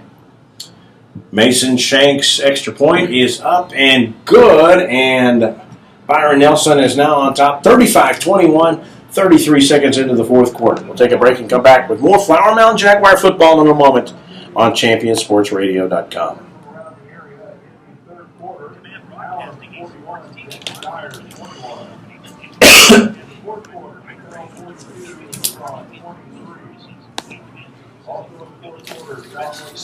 What's the time? 1:01. 1 hour, 1 minute. Take a picture of this. Can you show me that internal mic thing again? Right there. To say when we stopped it, it wouldn't give us another option to go to the outside line or whatever. Early said that when they study our civilization 2,000 years from now, there will only be 3 things that Americans will be known for: the Constitution, baseball, and jazz music. GDYO's Jazz Institute provides young musicians in North Texas the opportunity to learn what it means to be a jazz musician through weekly technique classes and combo rehearsals with professional jazz musicians. From the first note to the final round of applause, GDYO Jazz Institute concerts will amaze and delight both hardcore jazz cats and new fans alike. Learn more about the truly original American art form through the GDYO Jazz Institute online at gdyo.org/jazz. Well, Flower Mound back to receive another kickoff from Mason Shank. 11:27 to play in the game. And the Bobcats have taken a 2-touchdown lead, their biggest lead of the night.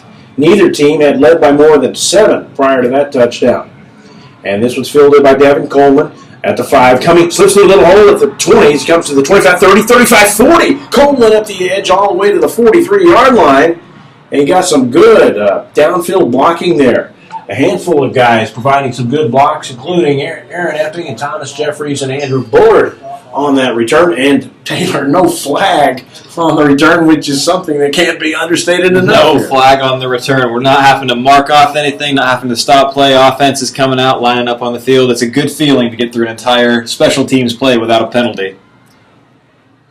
At the 43, and Davis gives it to Lemke, the big lumbering fullback across the 50 inside Bobcat territory to the 46-yard line. A gain of about 9 on that play. It'll be second and about 1. Maybe this is a play where you've got a freebie, you think, and you take a shot downfield deep, perhaps. Nelson not showing rush, and they give it to Lemke, and he is upended and flipped. And did the ball come loose, or did the ground cause the fumble? I think they're going to rule him down after about a 6-yard gain there. Lemke all the way to the 43-yard line. Looked like he got some air time on that play right there, getting upended, flying through the air a little bit. Luckily held on to the football, so Flower Mound keeps the ball and gets a first down. 4-yard gain for the big 225-pound sophomore. He takes it again, but this time he is swarmed in the backfield, and guys like Akil Beard just came through untouched. A lot of guys from the linebacker spot just raced out to the edge and got past the lineman and all the assigned blocks out there and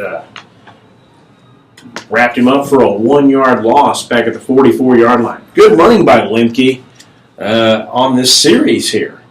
And not a bad deal so far. In the shotgun, 10:05 to play. Logan Davis fakes going forward and then throws a lob pass over the top, and a flag flies. And I guess we're going to get pass interference here. In a way, there's no face guarding in high school, but it kind of looked like that's what was being done. But I guess they're going to rule this pass interference, as that pass was intended for Lemke, the big back out of the backfield, showing you can get downfield like a tight end too.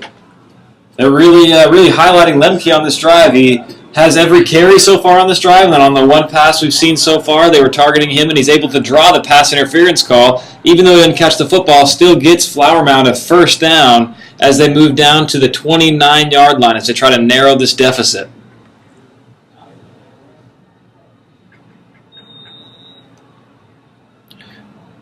Flower Mound struggling to produce offense here in this second half, hoping they can punch it in here from 29 yards out as they have a first down after that pass interference penalty. Chris Bobin gets the handoff here, across right tackle to the 28-yard line, 26-yard line maybe, depending on the progress spot. Up there to greet him with the tackle looked like big Tristan Allen, 6'1", 240-pound defensive tackle, spelling Demetrius Webster right now. Ryan Daly in as a up back on the wing on the left. And they give to Boban, the tailback, and he is hit, tries to spin off a tackle, but he's grabbed by about 4 Bobcats as he hits the 25-yard line, and that's going to bring up 4th down. That was 3rd and 6 on that play, and it's going to bring up 3rd down. This will be 3rd down. So 3rd and 6, and yeah, he passed one time on this drive and got a penalty out of it. Would he pass again here? A little quick hitter on a slant, maybe. He's got 4 wideouts, and the tackle backed up there. No flag. And Davis under pressure, escapes it, rolls out left, throws incomplete, and intended for his receiver over there on the far side of the field, Austin McKee. But McKee just kind of glanced off his fingertips, not able to pull it in, and it brings up 4th and 6. You got to go for it here, Taylor. Without a doubt. They have a lot of plays they can call here with 4th and about 6. Whole playbook is open. That last play, he had an open receiver. That's just a tough throw to make. Rolling to your left as a right-handed quarterback trying to hit a receiver there running the out. That's a tough throw to make for Davis.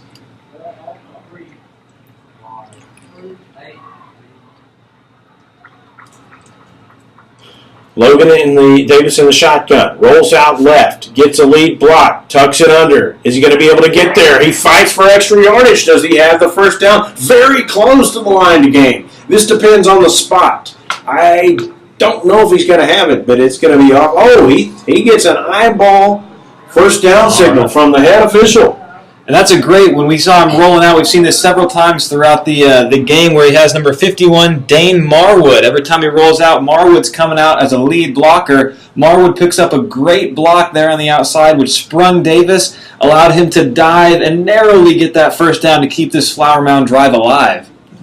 Brendan Owls, Austin McKee, and Chris Irvin is receivers list. Logan Davis on a design quarterback draw, tucks it under and races across the 15 to the 10 to the 8-yard line, and he may have another first down. It looks like we have a penalty here on this play thrown there by the far sideline official. And it was Clayton Johnson in as a receiver, I beg your pardon, the senior, not Chris Irvin. Now let's see the meaning of this flag. Is this going to be a make-or-break deal for Flower Mound? Illegal substitution signaled against Byron Nelson, so it would be declined. He's asking Coach Dane Johnson if he wants to decline it. And of course they're going to want to decline it because it's going to be another first down, I believe. They're not at the point where they would set time back on the clock anyway. Flower Mound threatening to score here again. And this is easily Flower Mound's best drive of the second half. They've struggled to move the ball in the second half. They got points after the blocked punt. Here they're actually moving the football down the field. Here now inside the 10-yard line. They have a second down and looking to get back within single digits here as they've fallen behind by 14.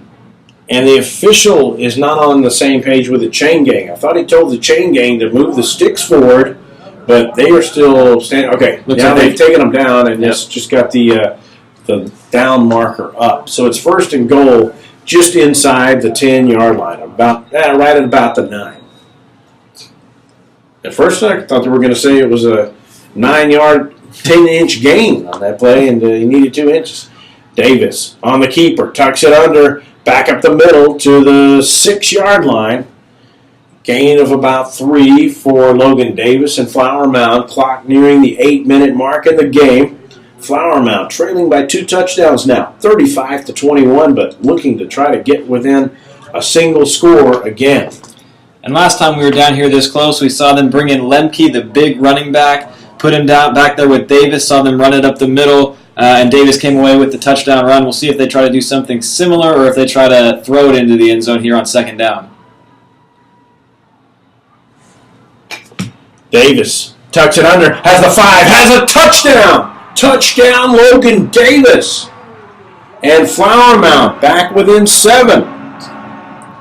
That's a great job by Logan Davis, dropping back, reading the play, seeing a hole wide open in the middle of the field, hitting that hole fast, and getting 6 points. That's a great read by the quarterback, Logan Davis.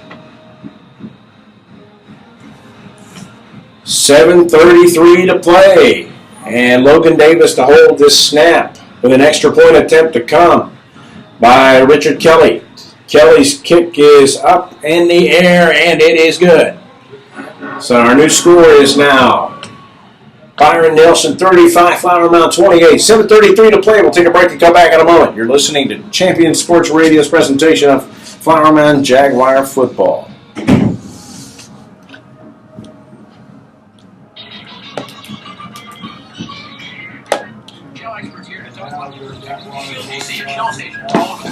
Featuring us. It's there to remind you that no other gas We are at 112. Now with 20% more cleaning agents than before. Performance robbing gun doesn't stand a chance because your intake valves and fuel injectors are protected. Actively shielded. Hence the big protective shield here.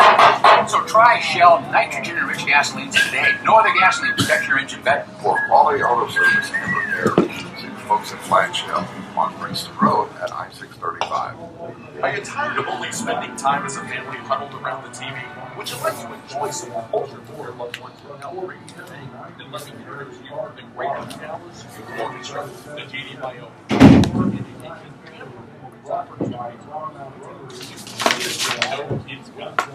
The GDYO comprises 7 different ensembles made up of non-musicians ages 8 to 18, representing more than 50 communities in North Texas. You won't believe how amazing these ensembles sound until you hear them for yourself.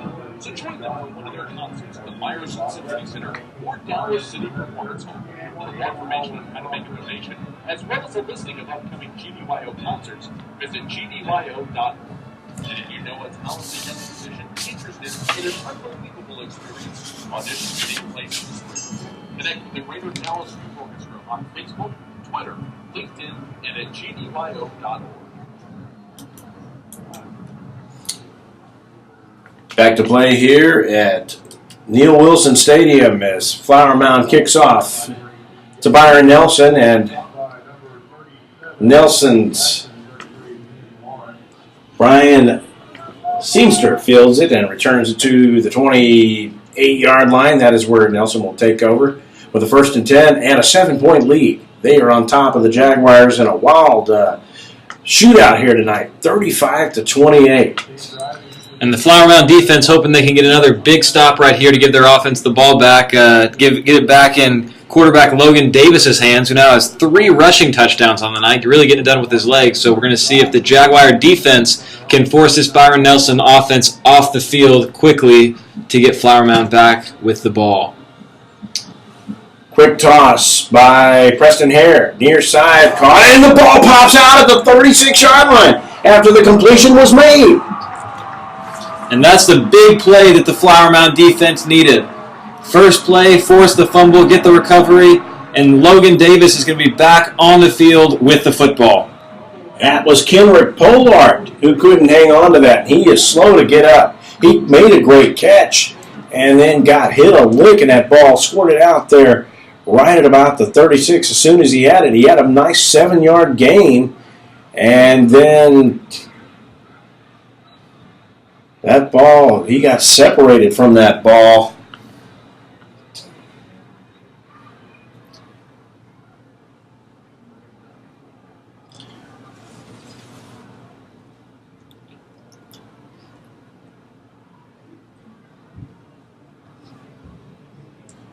And he is being helped up to his feet here, slowly. I think he's going to be fine, but he really got rocked there on that hit. Yeah, he took a pretty big hit there as the ball popped out, and Flower Mound jumped on it. Now as the Flower Mound offense prepares to come back on the field, they're going to look to put some more points on the board. If they score again, it'll be actually the most points that the Jaguars have scored since scoring 31 against South Grand Prairie in Week 2 of last season.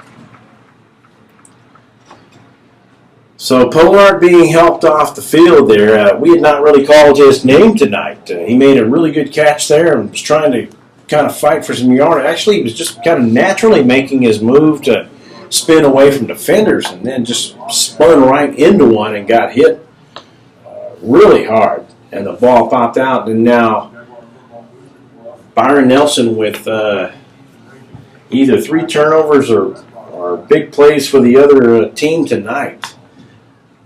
As Flower Mound has come up with a takeaway and a blocked punt, and now another fumble recovery here. They've got to be able to do something with it, though. 7:18 left in the game. Davis in the shotgun. 3 receivers split to the right. Man goes in motion. Are they going to run the speed sweep? They are. And getting tripped up with a nice open field tackle by Joel Kabongo is Clayton Johnson, who didn't have a full head of steam coming this way, but he was trying to get some running room going there, and excellent job of the Byron Nelson defense to sniff it out.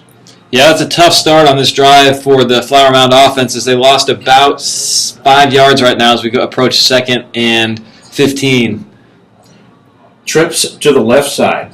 Man kept inching up. I thought they might call a flag there. Davis under pressure. Rolls out right. Heavy pressure. Tucks it under. Tugging near side to the 45, 40. Inside the 40 to the 36-yard line.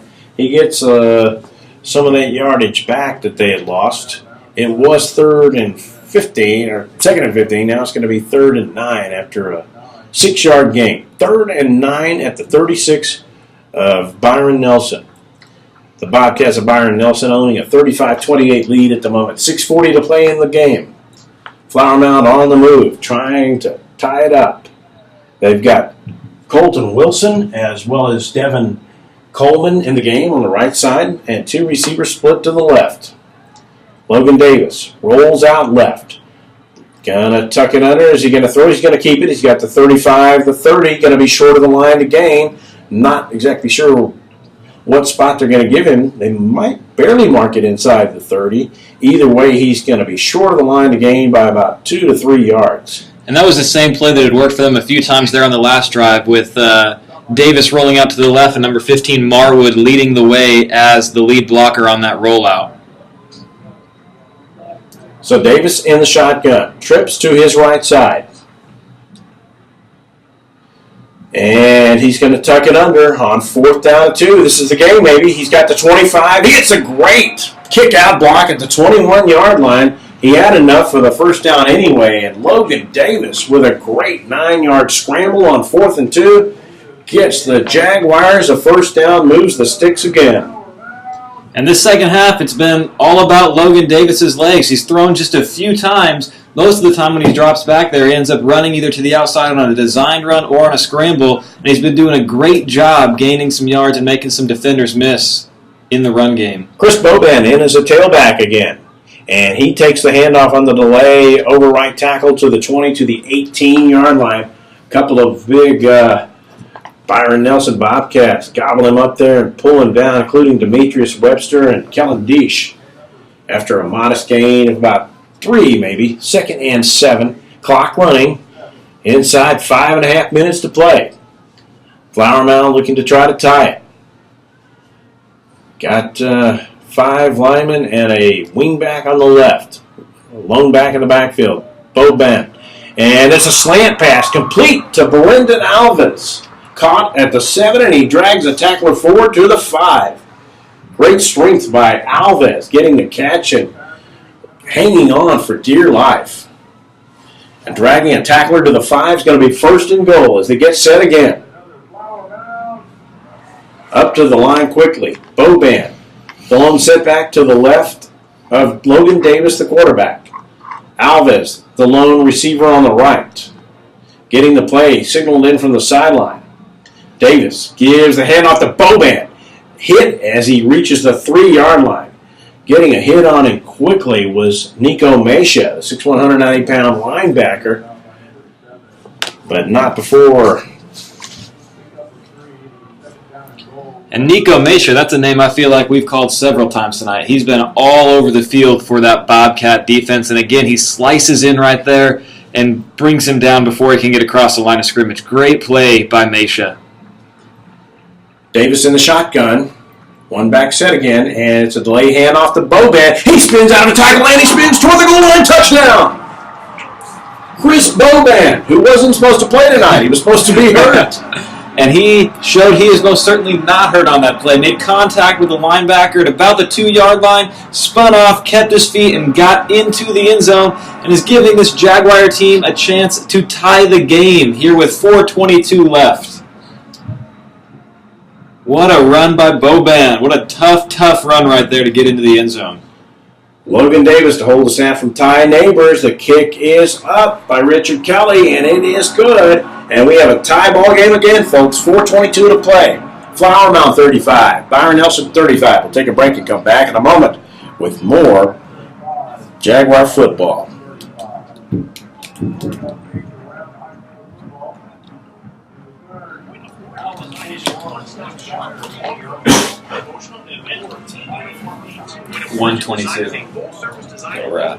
Company that offers a wide variety of incredible and embroidered products. Competitive pricing and quality work, you can't go wrong with Point of Origin Design. It's always best to start at the right point. So visit them online at pointoforigindesign.com. Let them help you plan your next promotional item or design your next t-shirt. That's online at pointoforigindesign.com. Are you looking for a way to promote your business or increase exposure? Just need more people to know that you're there. Join the Champion Sports Radio team and advertise during these games.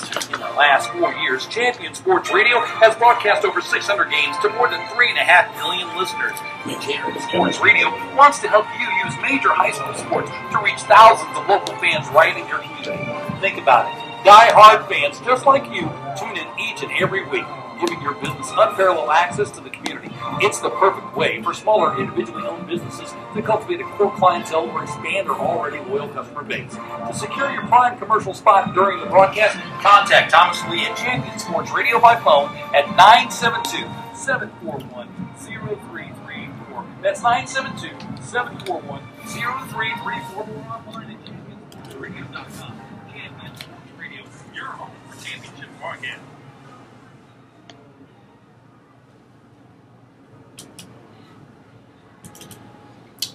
4:15 to play in our contest.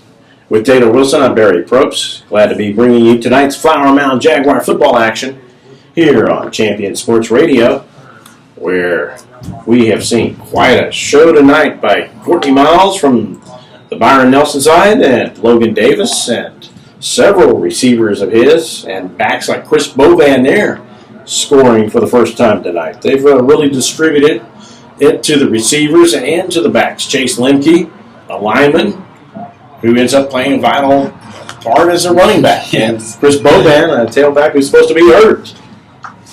And Nelson takes over. 1st and 10. They give to Courtney Miles, looking like his old fresh self from the first and second quarter. He comes around the left end for a gain of about 8 yards. It'll be 2nd and 2, and great field position to start this possession for Byron Nelson as they kicked off short. And then Miles slips through a hole again on 2nd and short across the 40 to the 50 to the 45 in Jaguar territory, all the way to the 43-yard line. And making a great tackle there to hold him down in place was big Colin Alford. And on that play, it looked like Byron Nelson got to the line so quickly and ran the play off so quickly, the Flower Mound defense wasn't quite ready for that run that time. This time it's Miles again on the handoff, straight up the middle, across the 40 to the 37-yard line he goes. A gain of about 5 yards, maybe. Yeah, 5. They're going to spot him at the 38. Call that the line that he gained.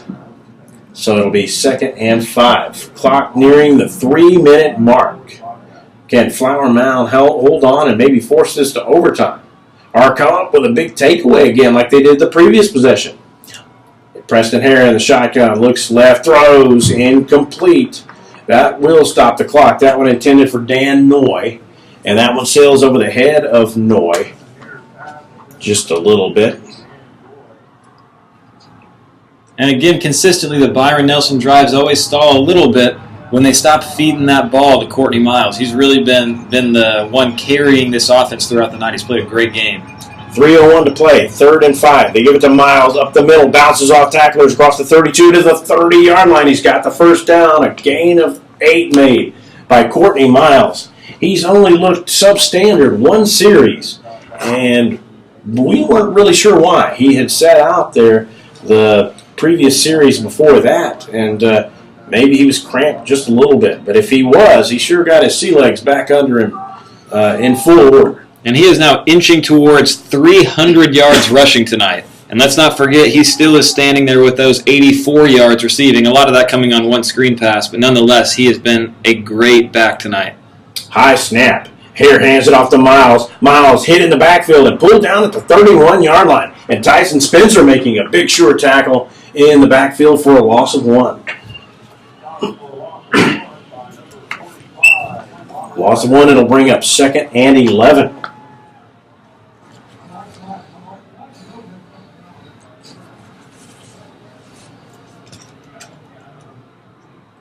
Clock running here down near the 2-minute mark. It's here in the shotgun. Big pressure. He breaks away from one tackle. Rolling right, throws downfield long, incomplete. It will bring up 3rd and long now. Great pressure there from the interior lineman. And I think that might have been... I think it was Lemke. Well, and I think it was also Hayden Brewer, defensive end, on that tackle there.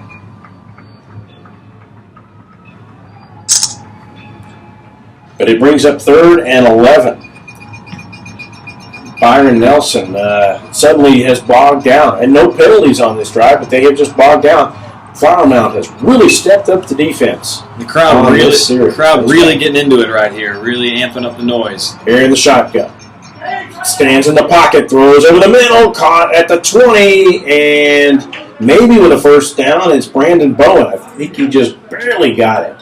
A great catch by Bowen to haul that one in and hang on, and he does give Byron Nelson a first down. So depending on Mason Shank's range here, if he's in field goal range, they might opt for that. They might not have to try to need a touchdown to win the game with Nelson. Here in the shotgun gives to Miles. Hole over the middle to the right side. 15-10 to the 5 goes Courtney Miles. A 15-yard gain. And he's going to be they're going to mark him down at the 6, actually, a 14-yard gain. But 1:23 now left on the clock. And Flower Mound is going to take a timeout. We'll take a quick timeout with them, too. You're listening to Champion Sports Radio's presentation of Flower Mound Jaguar football.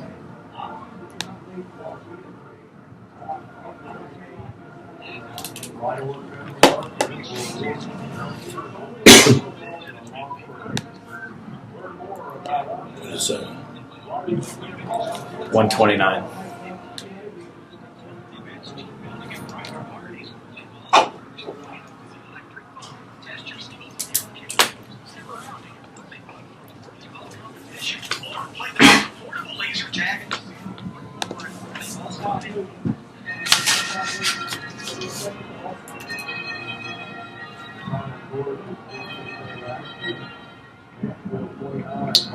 Back at Neil Wilson Stadium, a minute 23 left in our contest with Flower Mound and Byron Nelson tied at 35. But Byron Nelson with new life after a series of big plays there. Flower Mound had forced them into a 3rd and 11, which Byron Nelson converted with about an 11.5-yard pass on 3rd and 11 to Brandon Bowen. Jaguars up to the line. 9 men in the box. Hare in the shotgun. He gives to Courtney Miles. Big hole up the middle. 5-2 touchdown. Courtney Miles, his 5th TD of the night. And the Jaguars fall behind the Bobcats. Take the lead over the Jaguars of Flower Mound. 41-35 with a minute 19 to play. The one nice thing for Flower Mound and letting them in on that play is it does give Flower Mound a minute and 19 seconds to get the ball back, sitting there with 2 timeouts left to potentially get the ball back after the kickoff and come down and try to tie this thing up or possibly take the lead depending upon this extra point try. So Mason Shank on to try the extra point. Minute 19 to play. And the hold's down. The kick is up and good. And Shank gives Byron Nelson a 42-35 edge with a minute 19 to play. We'll take a quick break and come back in a moment with more Flower Mound football on ChampionSportsRadio.com.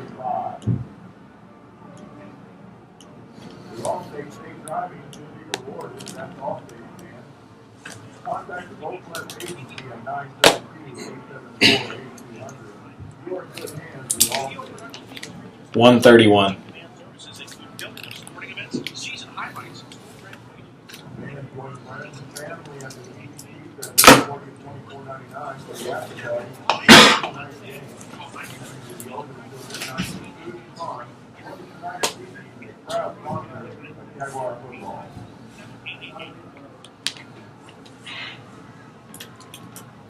A minute 19 to play now in our contest with Flower Mound trailing Byron Nelson 42-35 and set to kick it off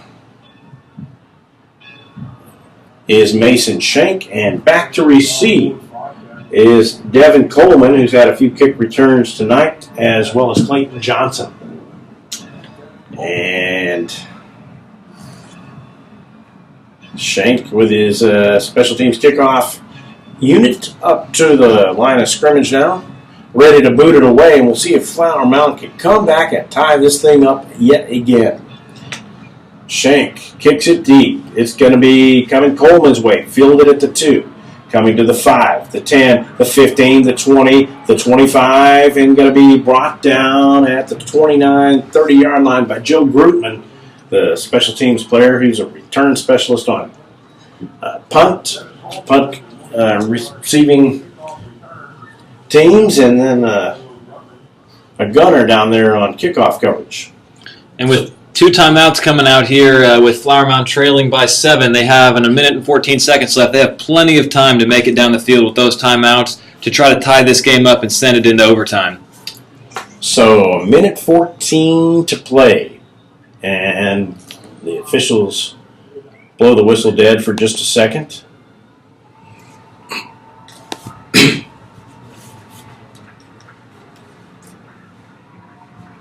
Pause in the action as the officials send message to the sideline to the other officiating crew. And now Logan Davis set to go in the shotgun at his own 23. Fires it out wide. Caught by Lemke maybe at the 30. Come to the 35-40. Across the 40 to the 42-yard line. And check it, not Lemke, but Daly rather. Ryan Daly, the senior Hound running back. Great catch and run by Daly. A big gain there of about 15 yards. in the shotgun. Davis goes left again, fires it. It's incomplete. Intended for Devin Coleman on the far side. Just a little bit out of his outstretched hands, though. Coleman not able to reel that one in. It'll bring up 2nd and 10. Clock now 59 seconds left, and the Jaguars 58 yards away from tying it up. Receivers in the game, including Clayton Johnston, looking to the sideline for instructions. Trips on the right side. Ball on the left hash. Logan Davis in the shotgun. Airs it out to Daly, caught near side at the 40. Tries to break a tackle, but he's tripped up, and he falls down at about the 44-yard line. Going to be a gain of about 2 yards, but a great open field tackle made by Joel Kabongo.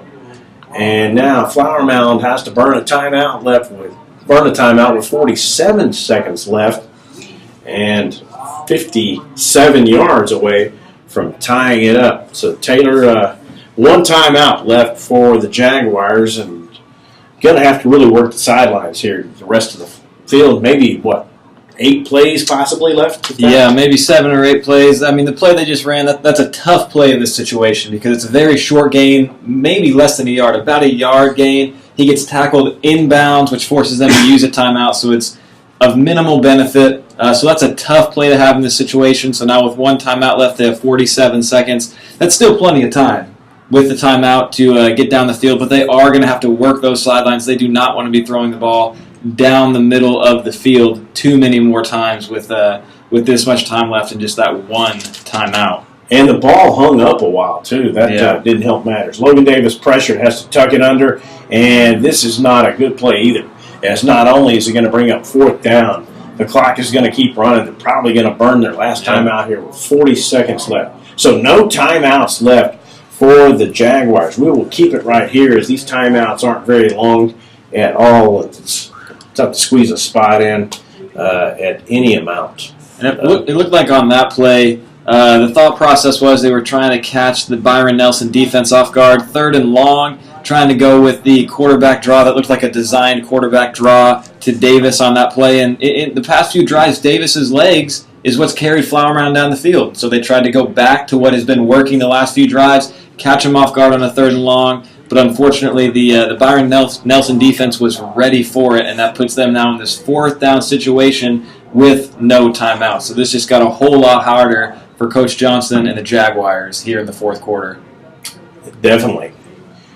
Splitting out wide to the left, you have receivers Freddie Jackson and Aaron Epping. One more in the slot, too, maybe Austin McKee. And Davis in the shotgun with time, throws near side, caught immediately at the 42, and getting his way out of bounds at the 40-yard line with a great grab there is Nick Ryan, the senior who hasn't had his number dialed too much tonight to get a catch. He may have had 1 catch earlier tonight. He moves the sticks on that play and all the way down to the 39-yard line in Nelson territory. In the shotgun again, 34.6 seconds left. Logan Davis has time in the gun, throws incomplete, and his closest receiver was about 6 yards further down the field, being tangled up with the defensive back down there. He and Chris Osandu getting all mixed up down there about 6 yards further down the field. Yeah, the Flower Mound coaches were really, really working the officials trying to get a call there for pass interference. Ended up not getting it. So that's going to bring up 2nd down, but at least that's an incomplete pass, so the clock has stopped and they didn't have to spike the ball. 31 seconds left in the game. Logan Davis in the shotgun. 3 receivers to his left. Looks right. Throws, quick toss, caught by Nick Ryan at the 33-yard line, but the clock will continue to run under 25 seconds now. Flower Mound up to the ball quickly. Clock still running. 18 seconds. Ball is spotted. Davis in the shotgun. Movement early. He spikes the ball. And the flag does come down. One of the receivers got out of the gate early. They call it a legal procedure. And will we have a runoff here of 10 seconds? The game won't end. But will it knock it down to 4 seconds? Or is it just going to spot it back 5 yards? Best case scenario, it'll only move it back 5 yards and no time will run off. That might not be too bad a deal if they can work a couple of quick hitters again to the sidelines, but they've got to get out of bounds really, really quick. Davis in the shotgun, 14 seconds left. Looking downfield, throws, got a man on a pattern. It's Daly. He can't come up with it. It's just over his outstretched hands. It was a little bit behind him, and he was kind of wide open, but that ball a little bit got him turned around a bit. He couldn't haul it in. If he did, he would have been either clear sailing for the end zone or maybe at least enough to get out of bounds. So 9 seconds left. Might be our last play of the game. We're not sure. It's 4th and 9. They either have to go for the sideline about 10 yards downfield or go for the goalpost. Davis in the shotgun with time. He's got pressure. There's a pattern over the middle. It's incomplete. They cannot hang on to the Jaguars' intended receiver, Freddie Jackson. Just not able to pull that one in. And it goes incomplete, and Flower Mound will fall to Byron Nelson here in week 1 in a great contest, 42-35. Yeah, what a way to start out the high school football season. A back-and-forth game the entire way. Both teams coming up with some big plays. At times they needed those big plays. Byron Nelson just comes through in the end. Their defense makes a great stand so they can hold on for the win. But really both teams, aside from some penalty issues, which we expect here in the first game of the season, really performed well on both sides of the football. So there will be one more play to snap and then run this one down, and that will do it for tonight after Byron Nelson's offensive unit comes to the line here. Courtney Miles with a big night for the Byron Nelson Bobcats. And Logan Davis with a big night for the Jaguars. And several guys performed really well. You hate to see them have such great effort and great performances that kind of go in vain. You always want your team to win and do well. And both teams, penalties aside, they really performed well. And some of the penalties, you can kind of just scratch those out because they're a little bit questionable. But, it is week 1, and sometimes you have them. And sometimes you have fewer penalties, and the teams don't play this well. The teams don't move the ball this well. They don't hit on all 8s like these teams really did tonight. And Flower Mound, we talked about in our pregame today that in order for Flower Mound to improve this season, to have some chance to win some more games this year, that their offense needed to improve, put some more points on the board. These 35 points, that's more points than they put on the board in any single game last season. Last season, their high was 31 in week 2 against South Grand Prairie. So this was a great game by the Jaguars, showed great improvement by Coach Johnson's squad. It's just unfortunate they came up just 7 points short against a very talented Byron Nelson team.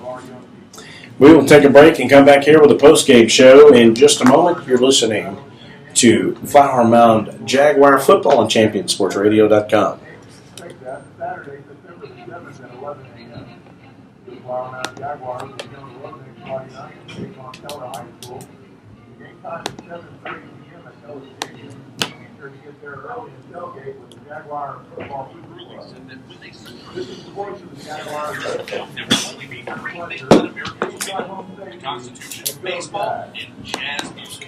GYO's Jazz Institute provides young musicians in North Texas the opportunity to learn what it means to be a jazz musician. 142.30. Taking classes and combo rehearsals with professional jazz musicians. From the first note to the final round of applause, GYO Jazz Institute concerts will amaze and delight both hardcore jazz cats and new fans alike. Learn more about the truly original American art form through the GYO Jazz Institute online at gdyo.org/jazz. The Centers for Disease Control and Prevention estimates that nearly 4 million brain injuries occur every year due to sports in the U.S. They also estimate that 70% of concussions go unreported. Not identifying concussions early can be devastating, especially if the athlete continues to play with symptoms. Catching hard hits fast is critical, and that's why you need the Shockbox Helmet Impact Sensor. The Shockbox is a small sensor that easily attaches to most football, lacrosse, and hockey helmets and instantly sends a signal to a smartphone on the sidelines when the player has taken a hard hit that puts them at higher risk for injury. The free app receives data from the sensor, displays information about the impact, and even walks the user through the concussion process. The app also logs symptom and impact data for future medical use. Visit ShockboxDFW.com to learn more about the Shockbox Impact Sensor and determine if it is the right option for your child. Be warned instantly when a player has experienced a head impact that could result in a concussion. Visit ShockboxDFW.com today. ShockboxDFW.com.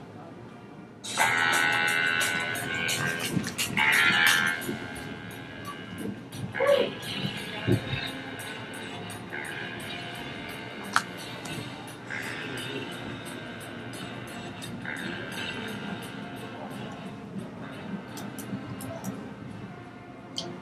back to Neil Wilson Stadium in Flower Mound, along with Taylor Wilson. I'm Barry Probst. We're wrapping this one up tonight, where Flower Mound falls to Byron Nelson in Week 1 of high school football action in non-district play, 42-35 our final. And Taylor, do you have any final numbers on this game? Because the guys sure lit up the scoreboard tonight, and a lot of offensive fireworks. They did light up the scoreboard tonight. We had the two standouts, one from each team. We had Logan Davis over for Flower Mound, the quarterback, 16 of 30 for 145 yards and a touchdown, but also carried the ball for 20 times for 71 yards and scored 3 times with his feet for 4 total touchdowns. Then on the other side, we had probably the most impressive player of the evening in Courtney Miles. Every time he was on the field, every time he touched the ball, seemed to make something happen. He finished with exactly 300 yards rushing on 28 carries. And then he had that one long screen pass, so he finished with 3 receptions for 84 yards. Finished with a total of 5 touchdowns. The other touchdown for Byron Nelson coming from receiver Gage Vines, who had 3 receptions for 43 yards and that 1 touchdown. Over on the Flower Mound side, we mentioned throughout the game that they were getting a lot of different individuals involved. They ended up getting a total of 12 different players receptions during this game. The leading receiver for Flower Mound had just 3 receptions and 29 yards, but they really spread the ball around to the entire team. And then Logan Davis did lead the team in rushing with those 71 yards. Overall, Byron Nelson did outgain Flower Mound 486 yards to 274. Although the teams were very close in first downs with a Byron Nelson advantage of 21-18. So both teams really had strong offensive showings, struggled with penalties throughout, but the big plays is what really kept Flower Mound in it, the big defensive and special teams plays with the interception, the fumble, and then the blocked punt. But in the end, the Byron Nelson offense and primarily that strong running game led by Courtney Miles and his 300-yard performance just ended up pushing the Bobcats over the Jaguars here in Week 1. Quite an effort. Really great calls by the coaching staffs and really good execution by the kids, both teams, following through these. There was maybe a couple of plays where some balls might have been caught by either team, by Nelson that could have extended a first down, right down there by Ryan Daly. He was so close, and the fans were just kind of grasping and groaning like, oh, he could have had that. They thought he could have had it. But, this was one of the more well-played games I've seen in Week 1 of these teams. And, hopefully each team will look at this and be able to build on it. Byron Nelson, a lesson learned the easy way to get a win out of it, things to correct. Dane Johnson and his staff, lessons learned and, what can we work on to fix this. But I tell you what, this is I got to see Flower Mound last year. They had a stretch of games where they weren't overly competitive. Some injuries set in, and I think a lack of confidence also set in, so that kind of hurt them. But, when he says he's starting over, but he's getting guys to buy into his acronym CLASS we talked about early in the pregame show, that's half the battle right there. So, what we saw on the Flower Mound tonight, I think we could see good things going forward, especially next week at Keller. Oh, without a doubt. Coach Johnson has to be pleased. It's always tough to take home a loss, but he has to be pleased with this performance. I mean, if we look at the game trends, they were down in the game several times, including near the end. They were down 35-21. They were able to scratch and claw their way back to tie that game up at 35. Ended up giving up that late touchdown to make it 42-35, but then gave themselves a chance there at the end. Worked the ball back down the field. Almost got that late completion down the field there to Ryan Daly. Just missed it, but really Coach Johnson and Coach Polk should both be proud of their football teams. Like you said, the kids really worked hard tonight. Had some penalty issues, but again, the first game, to be expected. And really the kids should be proud, including the Flower Mound kids, even though they take home a loss. And this was a great performance. And moving forward, I really think both these teams look like they can have really strong seasons based on what they did tonight. Indeed. Well, we will wrap it up tonight and be back on again next week at Keller. Pre-game again at 7 p.m. We hope you'll join us then again on ChampionSportsRadio.com. Just go to the Flower Mound Jaguar page, and you can listen to the game via archive if you didn't get to hear it all tonight, or if you only got to hear part of it. You missed quite a lot of good action. For Taylor Wilson, I'm Barry Probst saying so long from Neil Wilson Stadium in Flower Mound. Again, our final, Byron Nelson 42, Flower Mound 35. So long.